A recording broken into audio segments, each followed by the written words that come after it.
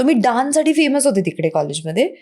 पण हे जे फ्रेंडशिप झोन मागायला, जे पोरं येतात ना मागायला, खेळ मांडीला, तर खूप लाडका अभंग होता, कारण त्याचा रिदम खूप छान आहे. शॅगास. आता तू बोललीस हॉररची मी खूप फॅन आहे. अरे भीती नाही वाटत नंतर? वाटते थोडीशी. ते मला मम्मीने खूप स्ट्रिक्टली सांगितलं होतं 10वीच्या सुट्टीत की पोरं फ्रेंडशिप मागायला येतात, मित्र ते काही करायचं नाही आपल्याला आयुष्यात, त्यांना म्हणायचं नॉट इंटरेस्टेड. त्याचा एक मी कट लावणार आहे इंट्रो मध्ये. पण श्रीकृष्णाविषयी मला तो असं गायडन्स वाटतो कुठेतरी, आणि त्याची जी नीती आहे किंवा तो जे शिकवतो ती आत्ता जरी आपण एक्झिक्यूट केली तरी it applies everywhere in life. So मला त्याचं खूप अप्रूप वाटतं आणि भारी वाटतं. ओरिजिनॅलिटी नॉन नेगोशिएबल आहे आत्ताच्या काळात, तर आहेच आहे. इफ आय कुड, मी सतत एक निसर्ग सानिध्यात राहिले असते. तर मला असं वाटतं की जेव्हा आपण निसर्गात जातो तेव्हा आपण आपल्या स्थायी भावात असतो. सो मला प्रत्येक फिल्म झाली ना की एक वेकेशन डे लागतो, 2 दिवस असेल चालेल, वीकेंड असेल.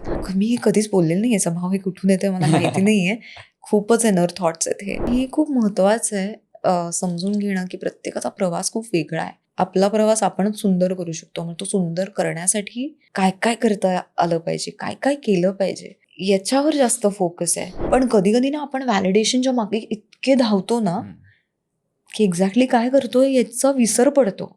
आणि ते नाही होऊ द्यायचं. व्हॅलिडेशन कुणाकडनं आलं पाहिजे? स्वतःकडनं आलं पाहिजे.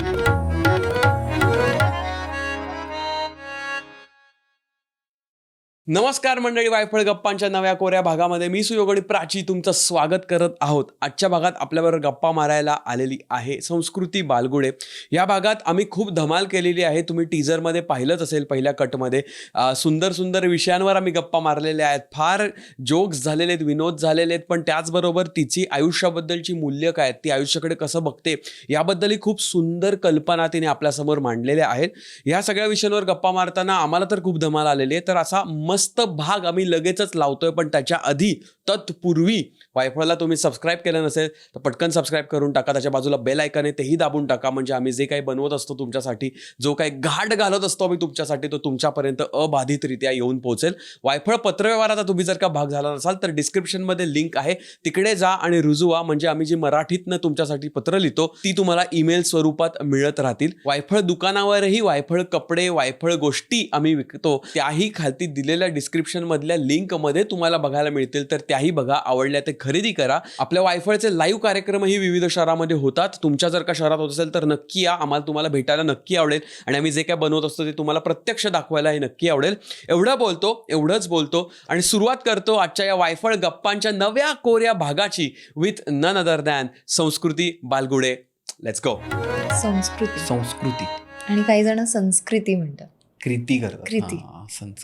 संस्कृती भाई साहब इनसेन. संस्कृती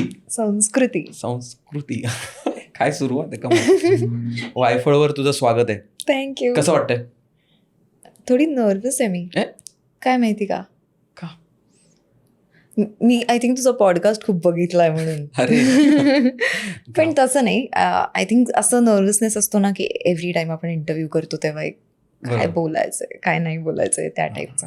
तसा तुला स्टेजवर जाताना येतो नर्वसनेस? ओ बापरे, खूप जास्त, सतत. म्हणजे कुठेही परफॉर्मन्स असू दे. काही परफॉर्मन्सेस इतके अवघड म्हणण्यापेक्षा इतकी कोरिओग्राफी असते की मला बॅकस्टेज एक रडू येतं नर्वसनेसनी की, आणि मग तेव्हा मला कळतं हा चांगला होणार आहे. म्हणजे ती माझी साईन आहे. बरोबर. पण टेन्शन येतं यार. हो. सो आता आपण जेव्हा प्रेप करत होतो तेव्हा तू असं तुझे हातपाय असे काय काय तू असं करत होतीस आणि मग तुझं पडण वगैरे पण करत होतीस. काय काय होतं ते? असं ती सवय आहे. म्हणजे कधी कधी असं रँडमली मला अशी सवय आहे की समजा मी काही बोलत असते तर तेव्हा अचानक डोक्यात काहीतरी वेगळं चालू असतं आणि हात वरती जातो, मग खाली येतो. आणि ही सवय पहिल्यापासून सवय, किंवा मध्येच असा काहीतरी ब्लँक स्पेस असते आपल्या माइंडमध्ये, तर तेव्हा भरतनाट्यमचे बोल चालू असतात की बघत असताना मग तरी किटता कधी मी किटता किटधाळ म्हणजे मनात मी नाचत असते. सो हे कॉन्स्टंट चालू असतं. नाही, त्याचा तुझा कॉन्स्टंट बिईंग येतो. तू किती वर्षाची असल्यापासून भरतनाट्यम शिकतेस? 7 वर्ष. बरीच वर्ष झाली. 7 म्हणजे पहिलीत असशील तू तेव्हा? हो हो हो आरामात पहिली आरामात. दुसरी हो हो. तिथपासून हा ऑफकोर्स मग ते आता ते हो. आणि ते कधी कधी एखादी कोरिओग्राफी केलेली असते किंवा रियाज करते मी तेव्हा ती मनात बसते. मग ते हळूहळू पाय चालू असतात त्याचे की अरे नाही हे दिती म्हणजे टेक्निकल टर्म की हे दिती तर इकडे आहे, नाही मग इकडनं धरी इकडे तो म्हणजे आता ज्यांना भरतनाट्यम माहिती त्यांना कळत असेल. पण हे असं मध्येच एकदम असं त्याला काही रिझन नाही आहे, ते मध्येच येतं असं कुठेतरी एका कोपऱ्यात असतं ते येतं. Right. आणि असं कोणते गाणं ऐकताना पण असं वाटतं का ह्याच्यावर असं वगैरे पण होतं का? ऍब्सोल्युटली. म्हणजे असं होतं की एखादं गाणं आपल्याला माहिती असतं ते गाणं, पण ते असं वाचताना त्याचे बीट्स एकदम प्रकर्षाने जाणवायला लागतात. आणि मग असं होतं ह्याच्यावर बसवू शकतो आपण. मग माझ्या नेक्स्ट रीलची तयारी होते मनात की हे छान आहे, याच्यावर कोणी बसवलेलं नाहीये, हे कडवं छान आहे. So I look at it that way की हां इथे एक्सप्रेशन्स देऊ शकतो, हे मी हा बीट पकडू शकते. सो जे रिदम वाईज रिच असतं ना गाणं, तर ते असं वाटतं की मग ते नव्याने कळतं गाणं. सो कमाल आहे. कारण की मी तेच म्हणजे माझ्या मनात तोच विचार चाललेला की ऐकता ऐकता कॅल्क्युलेशन चालू व्हायला लागतात की इथे असं असं असं होईल की ह्या मात्रांमध्ये तर मग हे असं होऊ शकतं इथे. आणि ते गाणं आवडतं असतं आपलं, पण ते नव्याने त्याचे ते बीट्स कळायला लागतात आणि मग ते इतकं भारी वाटतं. सो आता समज आता रिसेंटली आधी पण मी सांगितलं होतं की आफरी आफरीच्या विषयी झालं होतं. आफरी आफरी हे कल्ट फेवरेट सॉन्ग आहे. आणि मग त्याचं दुसरं कडवं ऐकता ऐकता मला असं झालं शपथ हे बीट्स किती छान आहेत आणि हे मी अशा वेगळ्या पद्धतीने कोरिओग्राफ करू शकते. मग मी त्या पद्धतीने कोरिओग्राफ केलं आणि मग ते पोस्ट केलं. पण असं मला वेगवेगळ्या गाण्यांविषयी होतं. कमाल. तुला भरतनाट्यम तू जेव्हा जॉईन केलंस त्याच्या म्हणजे रिझन का त्याच्या मागचं की तुला ते आवडायचं का शाळेनंतर काहीतरी करायला की आई बाबा म्हणाले? मम्मीचा डिसिजन कम्प्लिटली. ओके. तिला असं वाटलं की आपली मुलगी फिट राहिली पाहिजे, म्हणजे सुटली नाही पाहिजे, अशी छान फिट राहिली पाहिजे आणि काहीतरी एक्स्ट्रा करिक्युलर ॲक्टिव्हिटी पाहिजे आयुष्यात. सो तिने मला एनरोल केलं 7 वर्षाची असताना. काहीच हे नाही, पण हळूहळू मला ते खूप आवडत गेलं. डान्स खूप आवडत गेला मोर दॅन भरतनाट्यम. कारण का त्याच्यानंतर एक वेगळा डान्स क्लास लावला. भरतनाट्यम चालूच होतं साईड बाय साईड, पण बाकीच्या एका स्टाईलसाठी वेगळा डान्स क्लास लावला. मग त्याच्या अनुसार कॉम्पिटिशन्स व्हायच्या तेव्हा तिकडे उतरणं, तिकडे हरणं. कित्येक वर्ष प्राइजच नव्हतं मिळत आणि खूपच वेगळीच नाचायची मी. पण नंतर त्याचं हळूहळू भरतनाट्यम विषयीचं प्रेम खूप वाढत गेलं. आणि मग मम्मीला जेव्हा कळलं की I am very interested in Bharatanatyam, तर मग तिचं असं झालं की आपण अरंगेत्रम करायचं. म्हणजे अरंगेत्रम हा तुला माहिती आहे तो पहिला परफॉर्मन्स असतो भरतनाट्यममधला. सो जिथे आम्ही मार्गम परफॉर्म करतो, तर त्याला 10वी उजाडली. कारण का तो खूप मोठा असतो आणि अर्थात त्या दरम्यान माझे गुरु पण बदलल्या गेले. सो ते थोडंसं स्टाईल वाईज कुठे फिट होतोय ते फिगरिंग आउट करणं चाललं होतं. पण ओव्हरऑल हो, म्हणजे इंटरेस्ट कल्टिवेट होत गेला डान्समध्ये. आणि प्रॉपर असं हे नाही, म्हणजे मला तर कोरिओग्राफरच बनायचं होतं आधी. 11वी 12वी पर्यंत कोरिओग्राफर बनायचं होतं आणि अजून सुद्धा मला कोरिओग्राफी करायला खूप आवडते. म्हणजे मोर दॅन परफॉर्मिंग, असं जर मी कोणावर कोरिओग्राफ केलं दुसऱ्या कुठल्या परफॉर्मरवर, तर ते जर तिने परफॉर्म केलं का त्याने परफॉर्म केलं तर मला खूप आनंद होतो. म्हणजे कधी कधी असं होतं ना, आता समजा मी रील्स टाकले आणि काही जणी ते अटेम्प्ट करतात आणि मला टॅग करतात. बरोबर. So it feels very good. म्हणजे भारी वाटतं मला. कारण आपणच डोक्यातलं आणि कोणतरी दुसरं करतंय. हा, म्हणजे असं छान आपली कलाकृती असं वाटतं, ते भारी वाटतं. आणि हे जेव्हा तू शाळेत करत होतीस, भरतनाट्यम असेल किंवा दुसरे डान्स फॉर्म्स असतील, तेव्हा तू कोणत्या प्रकारचं म्युझिक ऐकत होतीस? ते पण आवडायचं तुला एक्सप्लोअर करायला की कसं? कारण भरतनाट्यमचं खूप क्लासिकल वाला basic. Correct. Music I think माझ्या आयुष्यात खूप नंतर आलं, मोर सो 10वीला वगैरे. ओके. कारण तेव्हा अशी फारशी टेस्टच नव्हती मला, किंवा I was not so close to the genre of music as such. तर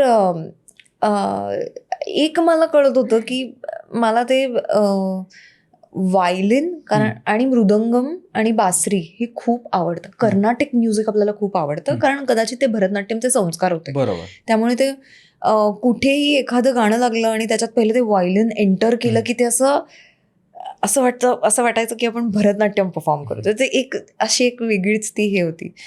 मग 10वीत असताना इंग्लिश म्युझिक इंट्रोड्यूस झालं, कारण का इंग्लिश मीडियम स्कूल होती, फ्रेंड्सकडनं बऱ्याचशा गोष्टी तर ते एक टीनेज किंवा एक जस्ट 10वीत असलेल्या मुलींचं जे एक टिपिकल बॉय बँडवालं एक म्युझिक असतं ते खूप आवडायचं.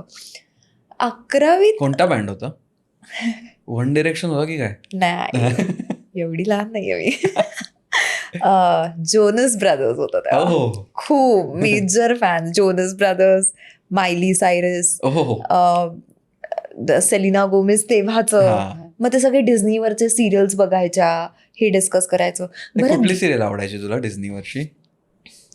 विझार्ड्स ऑफ द वेव्हली प्लेस आणि अजून एक होती the sweet life of jack and कोडी, ती एक आवडायची. ते हॉटेल मधली ना, Correct. लंडन नावाची त्याच्यात असते एक correct movie. Correct correct. So ती एक आवडायची. आणि अजून एक काहीतरी सांगणार होते मी. ते सगळं तो झोन व्हायचा. आणि बेस्ट पार्ट म्हणजे आय थिंक 9वीत का 10वीत शिनशानची मी इंट्रोड्यूस झाले होते. आणि मला ते वाटायचं, माझे काही फ्रेंड्स होता त्या ग्रुपमध्ये, की तू शिनचान बघत नाही? तर मी म्हणलं कोण शिनचान? आणि मी तेव्हा ते बघायला लागले आणि मी एवढी मोठी फॅन झाले शिनचानची की आम्ही त्याचे टायटल ट्रॅक्स पाठ केले होते आम्ही आमच्या ग्रुपनी. आणि मग शाळेतून आजचा तो एपिसोड बघितला आणि तेव्हा ऑनेस्टली मला असं वाटतं Shinchan was more savage than what it is आत्ता. तो इतका सॅव्हेज होता आणि ते उगाचच आवडायचं. सो आम्ही त्याचे फॅन्स होतो एक शिनचानचे 10वीपासनं. सो ते एक झालं. सो म्युझिकचा हा पार्ट. पण मग नंतर कॉलेजमध्ये गेल्यावर थोडेसे दर्दी गाणी आवडायला लागली, रोमॅन्टिक गाणी आवडायला लागली, की आता कोणीतरी ऐकतंय. ऑल्सो मला असं वाटतं मी खूप फिट इन होण्याचा प्रयत्न केला तेव्हा. कोणी नाही केला की हे 4 लोक हे काहीतरी कूल म्युझिक आहे, so we should listen to it आणि हे आवडायला पाहिजे आपल्याला वगैरे. पण ते फेड आउट झालं नंतर, त्याचा काही उपयोग नाही झाला. कुठल्या कॉलेजला होती तू? सप महाविद्यालय, SP कॉलेज पुण्यातलं. तिकडच्या आर्ट सर्कलमध्ये होते मी, म्हणजे डान्ससाठी होते. पण मला कॉलेजला तसं फारसं नाही अनुभवायला मिळाला. हार्डली 11वी 12वी तेवढंच काय ते. तर त्याच्यात जे काही अख्खे वर्ष मी ते शाळे होण्यातच घालवले. कारण फक्त माझी हवा होती कॉलेजमध्ये. का तर मी कॉलेजच्या एका हार्मनी नावाची कॉम्पिटिशन असायची तेव्हा पुण्यातली. Okay, inter college. तर तिथे मी उतरले होते आणि ती माझ्यासाठी जस्ट अनदर कॉम्पिटिशन ना. म्हणजे आता 10वी पर्यंतच्या कॉम्पिटिशन्समध्ये मी उतरत आली आहे, ही आता फक्त इंटर कॉलेज आहे. मम्मी बिम्मी असायची व्यवस्थित. तर इंटर कॉलेजचं ते वातावरण. आणि मग मी राधाई बावरी केलं होतं. That was my lucky Chama, ते गाणं. राधाई बावरी केला होता आणि सगळे असे एकदम स्टन झाले होते. लोक मला विचारायला आले की विच कॉलेज सगळे SP कॉलेज. ओ SP कॉलेज, असं झालं. मग तिकडे जरा हवा झाली की हिने पहिला नंबर आणला आपल्या कॉलेजसाठी. सो मी डान्ससाठी फेमस होते तिकडे कॉलेजमध्ये. पण हे जे फ्रेंडशिप झोन मागायला, जे पोरं येतात ना मागायला, ते नव्हतं फार. ते मला मम्मीने खूप स्ट्रिक्टली सांगितलं होतं 10वीच्या सुट्टीत की पोरं फ्रेंडशिप मागायला येतात, मित्र ते काही करायचं नाही आपल्याला आयुष्यात. त्यांना म्हणायचं नॉट इंटरेस्टेड.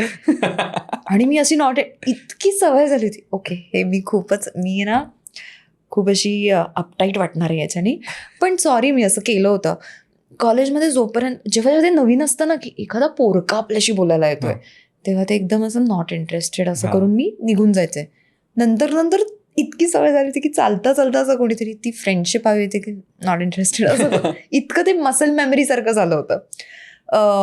पण तेव्हा मी फार आर्ट सर्कलच्या व्यतिरिक्त असे कोणी गाय फ्रेंड्स असे कोणी झाले नव्हते. आणि नाहीच झाले, कारण मी खूपच शाय होते. आणि मग मला असं वाटायचं बापरे मम्मीला काय वाटेल आणि असं तसं. भीती, ऍक्च्युअल भीती. माझा क्रिंज काय होता माहिती आहे? मी 11वी 12वीत ना, जरी वर्गातली मुलगी असेल ना तरी ताई हाक मारायचो. वेगळाच झोन. काय माहित, असाच झोन होता माझा. की मग ते उगाच नकोच कॉम्प्लिकेशन, तू ताई माझी. आणि ऍक्च्युली ह्याची जी पाळंमुळं आहेत, रूट कॉज ते शाळेतलं आहे. की शाळेत आमच्या मुलं वर्सेस मुली, म्हणजे लेजिट मुलं मुलींशी नाही बोलायचं आमच्या शाळेत. माहित नाही, असं काहीतरी उगाचच. म्हणजे तुमच्या क्लासमध्ये का शाळेत? शाळा कल्चरच तसं. त्यामुळे ना चुकून फ्रेंडशिप बेल्ट वगैरे कोणी बांधला ना मुलीने शाळेत की वाट, मग उलट यायचं की तुला बांधला, असं कसं झालं. म्हणून मी आणि माझा मित्र प्रणव ते आम्ही राख्या घेऊन जायचो रक्षाबंधनला आणि सगळ्या मुलींकडनं बांधून घ्यायचो. आणि ही आमची प्राईड होती आमची की सगळ्या मुली आमच्या बहिणी आहेत वगैरे. हे काय now I think about it, ते बोलतच काहीतरी आहे. आणि हे घेऊन जातो बेलीची 1 रुपयाची पेनं की रिटर्न गिफ्ट पण देणार. ऐ शपथ, हे नवीन आहे, हे मी असं नाही ऐकलेलं कधी. वेगळाच थॉट होता आमचा. आणि मग मी तो 11वी बारावीत पण वापरला, कॉपी पेस्ट करा, सगळ्यांना ताई म्हणायचो वर्गातल्या. आणि मग माहित ते, आणि मी एक तर गावातनं शहरात आलेलो ना, आणि ते शहरातले शाळा असतात तिथे जनरली सगळे बोलतात, क्लास वगैरे जातात तिकडे वगैरे. आम्ही फारच जरा वेगळाच मार्ग. पण मला असं ते असं शाळेत मला असं वाटायचं की शाळेत मी खूप नॉन एक्झिस्टंट होते ना, तर त्यामुळे ते माझ्या अंगात होतं की इथे आपल्याला कोणी भाव देणार नाहीये, त्यामुळे ते वाटेलच कशाला आणि उगाच इन्सल्ट करून कशाला घ्या. पण कॉलेजमध्ये खूप उलट झालं. कॉलेजमध्ये आय वॉज द थिंग आणि I did not know I was the thing. मला हे कॉलेजच्या नंतर सिरियल वगैरे सुरू झाली त्याच्यानंतर कळायला लागलं की अच्छा, लोक आपल्याला काहीतरी समजतायत इकडे. आणि मग तर काय सिरियलच सुरू झाली. पण ते शाळेमध्ये ते इतकं ते बिहेवियर असं रूटेड होतं ना की we don't exist, nobody cares about us, underdog types completely. So I think ते शाळेपासून होतं माझ्या अंगात. पण ठीक आहे. 11वी 12वीत दर्दी गाणी ऐकायला लागली. दर्दी गाणी आवडायला लागली. सिरियल चालू झाल्यानंतर पण जरा दर्दी गाणी आवडायला लागली, मग रोमॅन्टिक गाणी आवडायला लागली. मग ॲक्च्युली मला म्युझिकचं महत्त्व कळायला लागलं. ऑल्सो बिकॉज खूप त्याचं एक जेनेरिक कारण असं की जेव्हापासनं इंडस्ट्रीमध्ये आले, वेगवेगळ्या म्युझिकला इंट्रोड्यूस होत गेले. डान्सच्या निमित्ताने म्हणा, लोक चर्चा करतात तर हे लिरिक्स कळायला लागले, लिरिक्स आयुष्यात आले बेसिकली. सो तेव्हापासून म्युझिकची टेस्ट थोडी चेंज व्हायला लागली.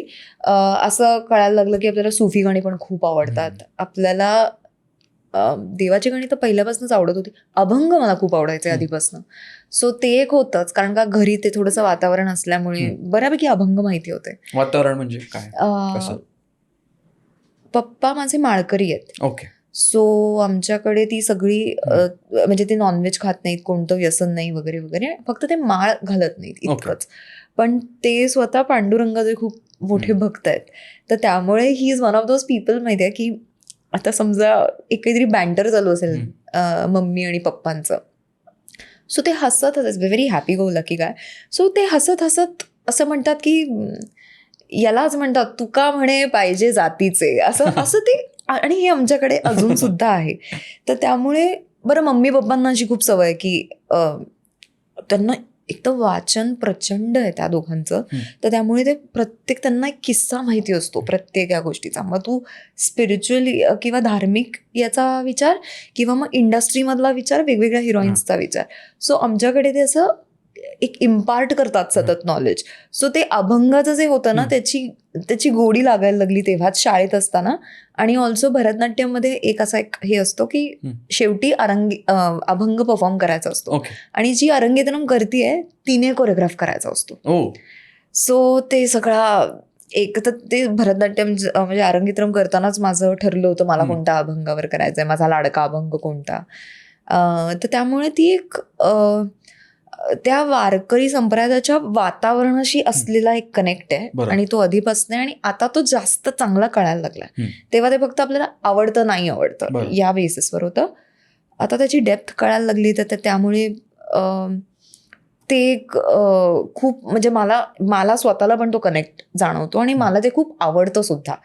म्हणजे मला आवडतं ते वारकरी ह्याच्यामध्ये ते सगळे नाचतात झेंडा वगैरे घेऊन, मला ते रिदम आणि ते सगळं मला ते खूप आवडतं बघायला पण, आणि to be part of it also. अर्थात अशी अजून वेळ नाही आलेली की मी ऍक्च्युली ऑथेंटिक त्या ठिकाणी जाऊन ते अनुभवलंय. पण मला ते आपण इंस्टाग्रामवर स्क्रोल पण करत असतो, आणि ते तो मृदंगाचा आवाज, ते ढंग ढंग ढंग, हे मला ना खूप आवडतं ऐकायला. सो कुठला अभंग केला होतास तू अरंगेतरमला ना? मी हा अभंग केला होता, खेळ मांडीला. तर खूप लाडका अभंग होता, कारण त्याचा रिदम खूप छान आहे. त्याचा अर्थ फार कळत नव्हता, एवढंच की अच्छा ओके आपण असं ऐकतोय की इथे देव आहे आणि इथे ते सगळे वारकरी आपले नाचतायत, तो खेळ मांडलाय. पण फॉर एक्झाम्पल त्याच्यातलं एक जे कडवं आहे, क्रोध अभिमान गेला पावट, त्याचं आत्ता म्हणजे त्याची डेप्थ आत्ता कळते. पण तो माझा फॉर एव्हर फेवरेट अभंग आहे. अनेक आहेत पण त्याच्यामधला तो एक. आणि त्याच्यावर तू केलंस पण कोरिओग्राफी? हो केली कोरिओग्राफी. विषय खूप भरकटला ना, नाही, काय नाही, बोलत चालेल, होतो आपण? चालेल. चांगला विषय. गाणी आणि मग तिथून आलो हा मग हा हा भजन आणि भजन, अभंग आणि मग अभंग. असं सगळं कनेक्टेड आहे. नाही, कमाल कमाल. खेळ मांडियाला मी परफॉर्म केला होता बर्लिनमध्ये. ओ वाव. बर्लिनच्या गणपतीच्या देवळात आम्ही गणेश चतुर्थीला, मी आणि मोहित म्हणून माझा एक मित्र आहे, तो तिकडेच असतो जर्मनीत. ओके. तेव्हा आम्ही दोघांनी, तो गायक आहे आणि मग मी लूप करून, बीट बॉक्स करून, मग त्याचं ड्रम पॅड्स करून आम्ही पूर्ण परफॉर्म केलेला. मग त्याचं रेकॉर्डिंग आहे तुमच्याकडे? पण ते हो रेकॉर्डिंग आहे, दाखवीन मी कधी. अनलिस्टेड दाखवा व्हिडिओ आहे मला. युट्यूबवर. हो, मला बघायला आवडेल. पण भारी. तो माझा कनेक्ट आहे, त्यामुळे ते कमाल खेळ आहे. मांडे. म्हणजे काय सुंदर अभंग. आणि आमच्या घरी पण लहानपणी आजोबा बाबा लावून ठेवायचे सकाळी, त्यामुळे ते असं सगळे अभंग हा, आणि ते हा. पडत राहिले ऍक्टिव्हली किंवा पॅसिव्हली. आणि त्याच्या मागच्या जेव्हा स्टोरीज एक्सप्लोर होतात ना, की हा अभंग आहे, विठ्ठला तू वेडा कुंभार, त्याच्या मागची जी स्टोरी आहे ती इतकी अशी खूप लागते कधी कधी. म्हणजे तेव्हा नसतं कळत त्याचं इतकं महत्व. पण विठ्ठला तू वेडा कुंभार किंवा वृक्षवल्ली किंवा आम्ही जातो आमच्या गावा, आता ते खूप हार्ड हिटिंग वाटतात गोष्टी. आणि हे माझे these are one of my favourite abhang. म्हणजे मला कधी कधी असंच कुठेतरी रिक्षाने ट्रॅव्हल करत असतात, आपण रिहर्सलला जातो, इकडे तिकडे ट्रॅव्हल करतो, अचानक मला हुक्की येते अभंग ऐकण्याची आणि ते मी ऐकते आणि मग रडू पण येतं समहाव कधी कधी. सो असं आहे ते. तशी मी खूप मूडी लिस्नर आहे. आय थिंक सगळेच असतात एका ह्याने. हो ना? आणि हळूहळू ते एक एक कळायला लागलं, त्याच्या मागचा अर्थ, जसं तू म्हणायची त्याची स्टोरी कळली किंवा तो सिनारिओ कळला कशाबद्दल आहे, की ते मग अजून वेगळ्या प्रकारे आणि ती आपण मेमरी एक लॅच होते कुठली तरी खरं. आपली प्रत्येक हो. गाण्याला. सो आय थिंक सगळ्यांचं जवळपास मूडी प्लेलिस्ट असते. बघतो. हो, तसं आहेच. पण All I think over the अभंग place. पण कसं वेगवेगळ्या गोष्टींमधनच काहीतरी शिकवण दिलेली आहे, त्यामुळे ते प्रत्येकाच्या आयुष्यात काही ना काहीतरी त्या झोनचं होत असतं किंवा झालेलं असतं. आणि ते त्यामुळे पण पूर्वीचे ते खूप सुंदर लिहिल्यात त्या काही गोष्टी. म्हणजे खूप सोप्या सिम्पलिस्टिक, लिहिलेल्या आहेत. सोप्या आणि आपल्यापर्यंत पोहोचतात सुद्धा. हो म्हणजे एक असं म्हणतो ना, क्रायसिसमध्ये मदत करणाऱ्या गोष्टी आहेत हो. की समटाईम्स असं होतं की इतक्या गोष्टी आपण करतो, कुणीतरी आपल्याशी बोलत असतं, आपलं सांत्वन करत असतं, पण तेव्हा ते कधीच क्लिक होत नाही. एखादं काहीतरी गाणं ऐकतो किंवा काहीतरी असं एकदम एक लिरिक्स, एक शब्द हिट होतो आणि जस्ट आउट ऑफ बदलतं पूर्ण सगळं. कमाल, ब्युटिफुल. ब्युटिफुल. तर तू अभंगही ऐकतेस आणि आणि आता काय आहे तुझं झोन? काय काय कोणत्या प्रकारची गाणी ऐकतेस आता सध्या? सगळ्या प्रकारची गाणी ऐकते मी. बट आयड से की मे बी ओके, माझं दिवसाची सुरुवात करणारं गाणं सांगू का मी तुला? हसशील तू, पण म्हणलं जाऊ दे तर काय. एल्विस प्रेस्लीचं can't help falling in love with you. हे माझी दिवसाची सुरुवात करणारं गाणं आहे. I don't know why. आणि मग ते कुठेही जातं. मग ते वाका वाकावर जातं, मग कधी कधी बेइंतहावर येतं, मग कधी कधी लल्लाटी भंडारवर घसरतं आणि हे चालू असतं रँडमली. पण एक मी केलं होतं, ते ट्रायआउट केलं होतं लास्ट इयर. मी एक फिल्म केली आणि ना रोज सकाळी जाताना मी एक स्पिरिच्युअल गाणी लावायचे आणि सेटवर पोचेपर्यंत जे लास्ट गाणं असायचं ते लल्लाटी भंडार असायचं. ते पंप मिळायचा एकदम. आणि अगेन बिकॉज ते रिदम वाईज इतकं रिच आहे, त्याची गायकी इतकी रिच आहे, ते लिरिक्स वाईज इतकं भारी आहे.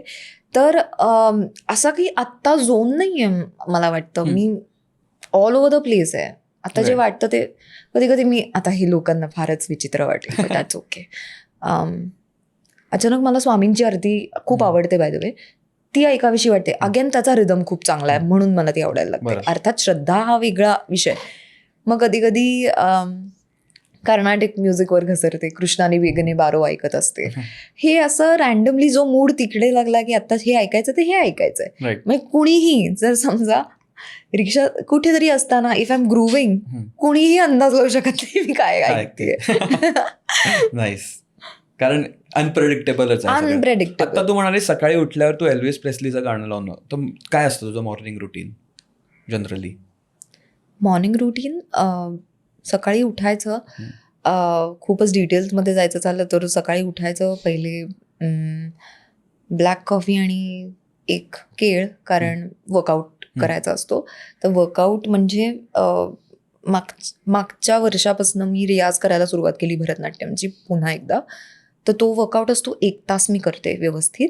तुझ्या म्हणजे एकटीच की एकटीच करते मी. घरी करते. आणि यूट्यूबवर काही गुरु आहेत. आता एका गुरूंना मी फॉलो करते सध्या, पार्श्वनाथ उपाध्याय त्यांचं नाव. तर त्यांच्या काही आता in Bharatanatyam words there are few things, काही स्वर असतात, तिरमाणम, कोरवई असतात, तर ते फॉलो करायचे, ते शिकायचे नवीन नवीन आणि ते करायचे, ते परफॉर्म करायचे. मग ते 1 तासापर्यंत ते नीट येतच नाहीत. ते बरोबर त्याला 1 तास लागतो जर तू नवीन शिकत असशील तर. ते झालं की काही नाही, सगळं रेडी वगैरे होऊन जे काही प्लॅन असेल दिवसाला ते करायचं, नाही तर मग लोळत पडायचं, काहीतरी बघत बसायचं झोपून. ते माझा खूप आवडता छंद आहे तो, फक्त बघणे. आणि कधी कधी मला जर असं वाटलं तर मग मी पेंटिंग करते, डिजिटल पेंटिंग वगैरे. ओके. वाटलं तर डिजिटल म्हणजे प्रोक्रिएट वगैरे, करेक्ट, प्रोक्रिएटवर. म्हणजे तो एक ते असं होतं, ते असं तुम्हाला सांगितलंच की आता हे करायचं आहे आज कम्प्लीट, कधीच होत नाही माझ्याच्या. आणि ते मी करत पण नाही तसं. It is just another hobby. बरोबर. असं होतं की काहीतरी बघतो आपण, किंवा काहीतरी बॅकग्राऊंडला फ्रेंड्स चालू असतं, काहीतरी चालू असतं, ऑफिस चालू असतं, आणि तिथे रेखाटणं चालू होतं. तर ते रात्री 11 वाजता पण सुचतं, नाही तर 1 वाजता सुचतं, नाही तर सकाळी पण सुचतं. सो त्याला काही खूपच स्ट्रक्चर नाही आहे. स्ट्रक्चर नाही आहे. किती मुडी वाटेल ना लोकांना. नाही, मला नाही वाटत. तुला रिलेट होऊ शकतं ना. हो, आय नो. सो हे शूटिंग असेल तर वेगळी गोष्ट, पण अदरवाईज पुण्यात असेल तर मला काहीही करावं लागत नाही. मुंबईत असेल तर हे काम निघेल, ते काम निघेल. ऑल्सो मुंबईत मला ते सॉर्ट ऑफ एक फ्रीडम आहे की आता वाटलं तर पटकन जाऊन इकडे फिल्म जाऊन बघायची एकटीच. सो हे खूप आहे. बाकी भेटीगाठी इथले फ्रेंड्स, आता मुंबईतले फ्रेंड्स बऱ्यापैकी जास्त आहेत, सो त्यांना कधी कधी भेटणं होतं. Otherwise I like to stay at home. घर कोंबडी थोडीशी नॉट टू मच. हळूहळू सगळेच होतात, पण ते आता आम्हाला पण जाणवायला लागले. आधी खूप बाहेर जाऊ, आता सगळं घरी येऊ, तुम्ही भेटायचंय घरी या, घरीच मागवू आपण, या तुम्ही, असं बरंच व्हायला लागलं आजकाल. ते कळे ना मला का, पण ठीक आहे, पार्ट ऑफ अडल्टिंग. हो, करेक्ट. ना. नाश्त्याला काय खातेस तू? बोरिंग असतो माझा नाश्ता. Black coffee, fruits, eggs. Okay. 2 eggs, whole eggs, आणि जे काही फळ अवेलेबल असेल ते. आणि आता जर उन्हाळा इतका आहे तर त्यामुळे ऑफकोर्स काही ना काहीतरी कलिंगड वगैरे तर असतंच, काहीतरी व्हेरी क्यूट. पण हे असं काहीतरी बोरिंग असतो, अनलेस जेव्हा मी ट्रॅव्हल करत असते तेव्हा आय गो ऑल इन. म्हणजे मफिन्स आणि हे ट्राय कर, तो केक घे. So one thing is very permanent नाश्त्यामध्ये बाहेर गेल्यानंतर, बटर जॅम टोस्ट. ओके. हे कन्फर्म. आणि ब्लॅक कॉफी असतेच असते. पण कधी कधी कुठे बाहेर गेल्यावर त्यांची एक मिल्कवाली कॉफी करण्याचा एक अट्टहास असतो. सो इथे असा काही, इथे बऱ्यापैकी डाएट फॉलो होतं, अनलेस अँड अंटिल मी कुठेतरी बाहेरच, फॅमिली आउटिंग आहे, फ्रेंड्स बरोबर गेलो, तेव्हा सगळं सुटायचं. मला अजून एक आठवलं, मी सांगू का? सांग ना. म्युझिकचा विषय झाला होता म्हणून. मी मोहम्मद रफींची खूप मोठी फॅन आहे. So Mohammed Rafi came in to my life a lot. आणि अजून सुद्धा बस एवढंच सांगायचं. कोणतं गाणं आवडतं तुला? कोणतं नाही आवडत यार, पण असं मी सिलेक्ट नाही करू शकत. पण ठीक आहे, एक सांगते मी. आलं तेरे मेरे सपने, याच्यामधलं, गाईडमधलं, बस एक रंग के. बरोबर गाते ना मी. तेरे मेरे सपने अब एक रंग के. भाई खूप खाली घेतली मी पट्टी, मला काय जमत नाही. तुला तुझंच पण ते गाणं, तेरे मेरे सपने अब एक रंग, असं काय, हा ते माझं फेवरेट. मस्त. त्याच्यातलं एक कडवं खूप छान आहे, ते मला खूप आवडतं. पण मोहम्मद रफींचा आवाज हे, आता परत म्युझिककडे चाललोय. पण मोहम्मद रफी, मग अरिजित सिंग आला आयुष्यात. सोनू निगम तर होताच, पण अरिजित सिंग सध्या आयुष्यात आला. आणि लेटेस्ट मेनू विदा करू बसणं तर वेगळंच एक झोन सुरू झालाय. सो एवढंच सांगायचं झालं, माझं म्युझिकवाला सेशन झालं. गिल्ट आलं असतं मला, मी हे मेन्शन नसतं. कधी पण सांग, तुला काय सुचलं तर तू सांगते. मुभा आहे ती तुला. नाही, घरामध्ये कुठचा स्पॉट आहे जिकडे तू चिल करतेस जास्त? तू म्हणालीस लोळं तू बघायची सवय आहे तुला. गोष्टी? पुण्यामध्ये आमचा डुप्लेक्स आहे, हम्म. वरची माझी रूम आहे, तिथे मी सदान कदा एक आडवं शरीर पडलेलं असतं तिकडे काहीतरी आयपॅड आडवा करत बघत सतत. सो आमच्याकडे तिथे एक छोटीशी मूवी रूम पण आहे, पण तिथे माझा भाऊ बघत असतो. तो नसेल बघत तर मी बघते, पण माझ्याकडे माझा आयपॅड असतो त्यामुळे मग मला ती स्वतःच्या रूममध्ये काहीतरी बघत बसते मी. सो कधी युट्यूब, अदरवाईज सिरीज, पिक्चर वगैरे सगळं तिथे होतं. सध्या काय बघतेस? खरं सांगू का, मी ॲपल टी व्हीवरची एक सेव्हरन्स नावाची सिरीज बघायला घेतली. अर्धी झाली आहे ती. पण मी एक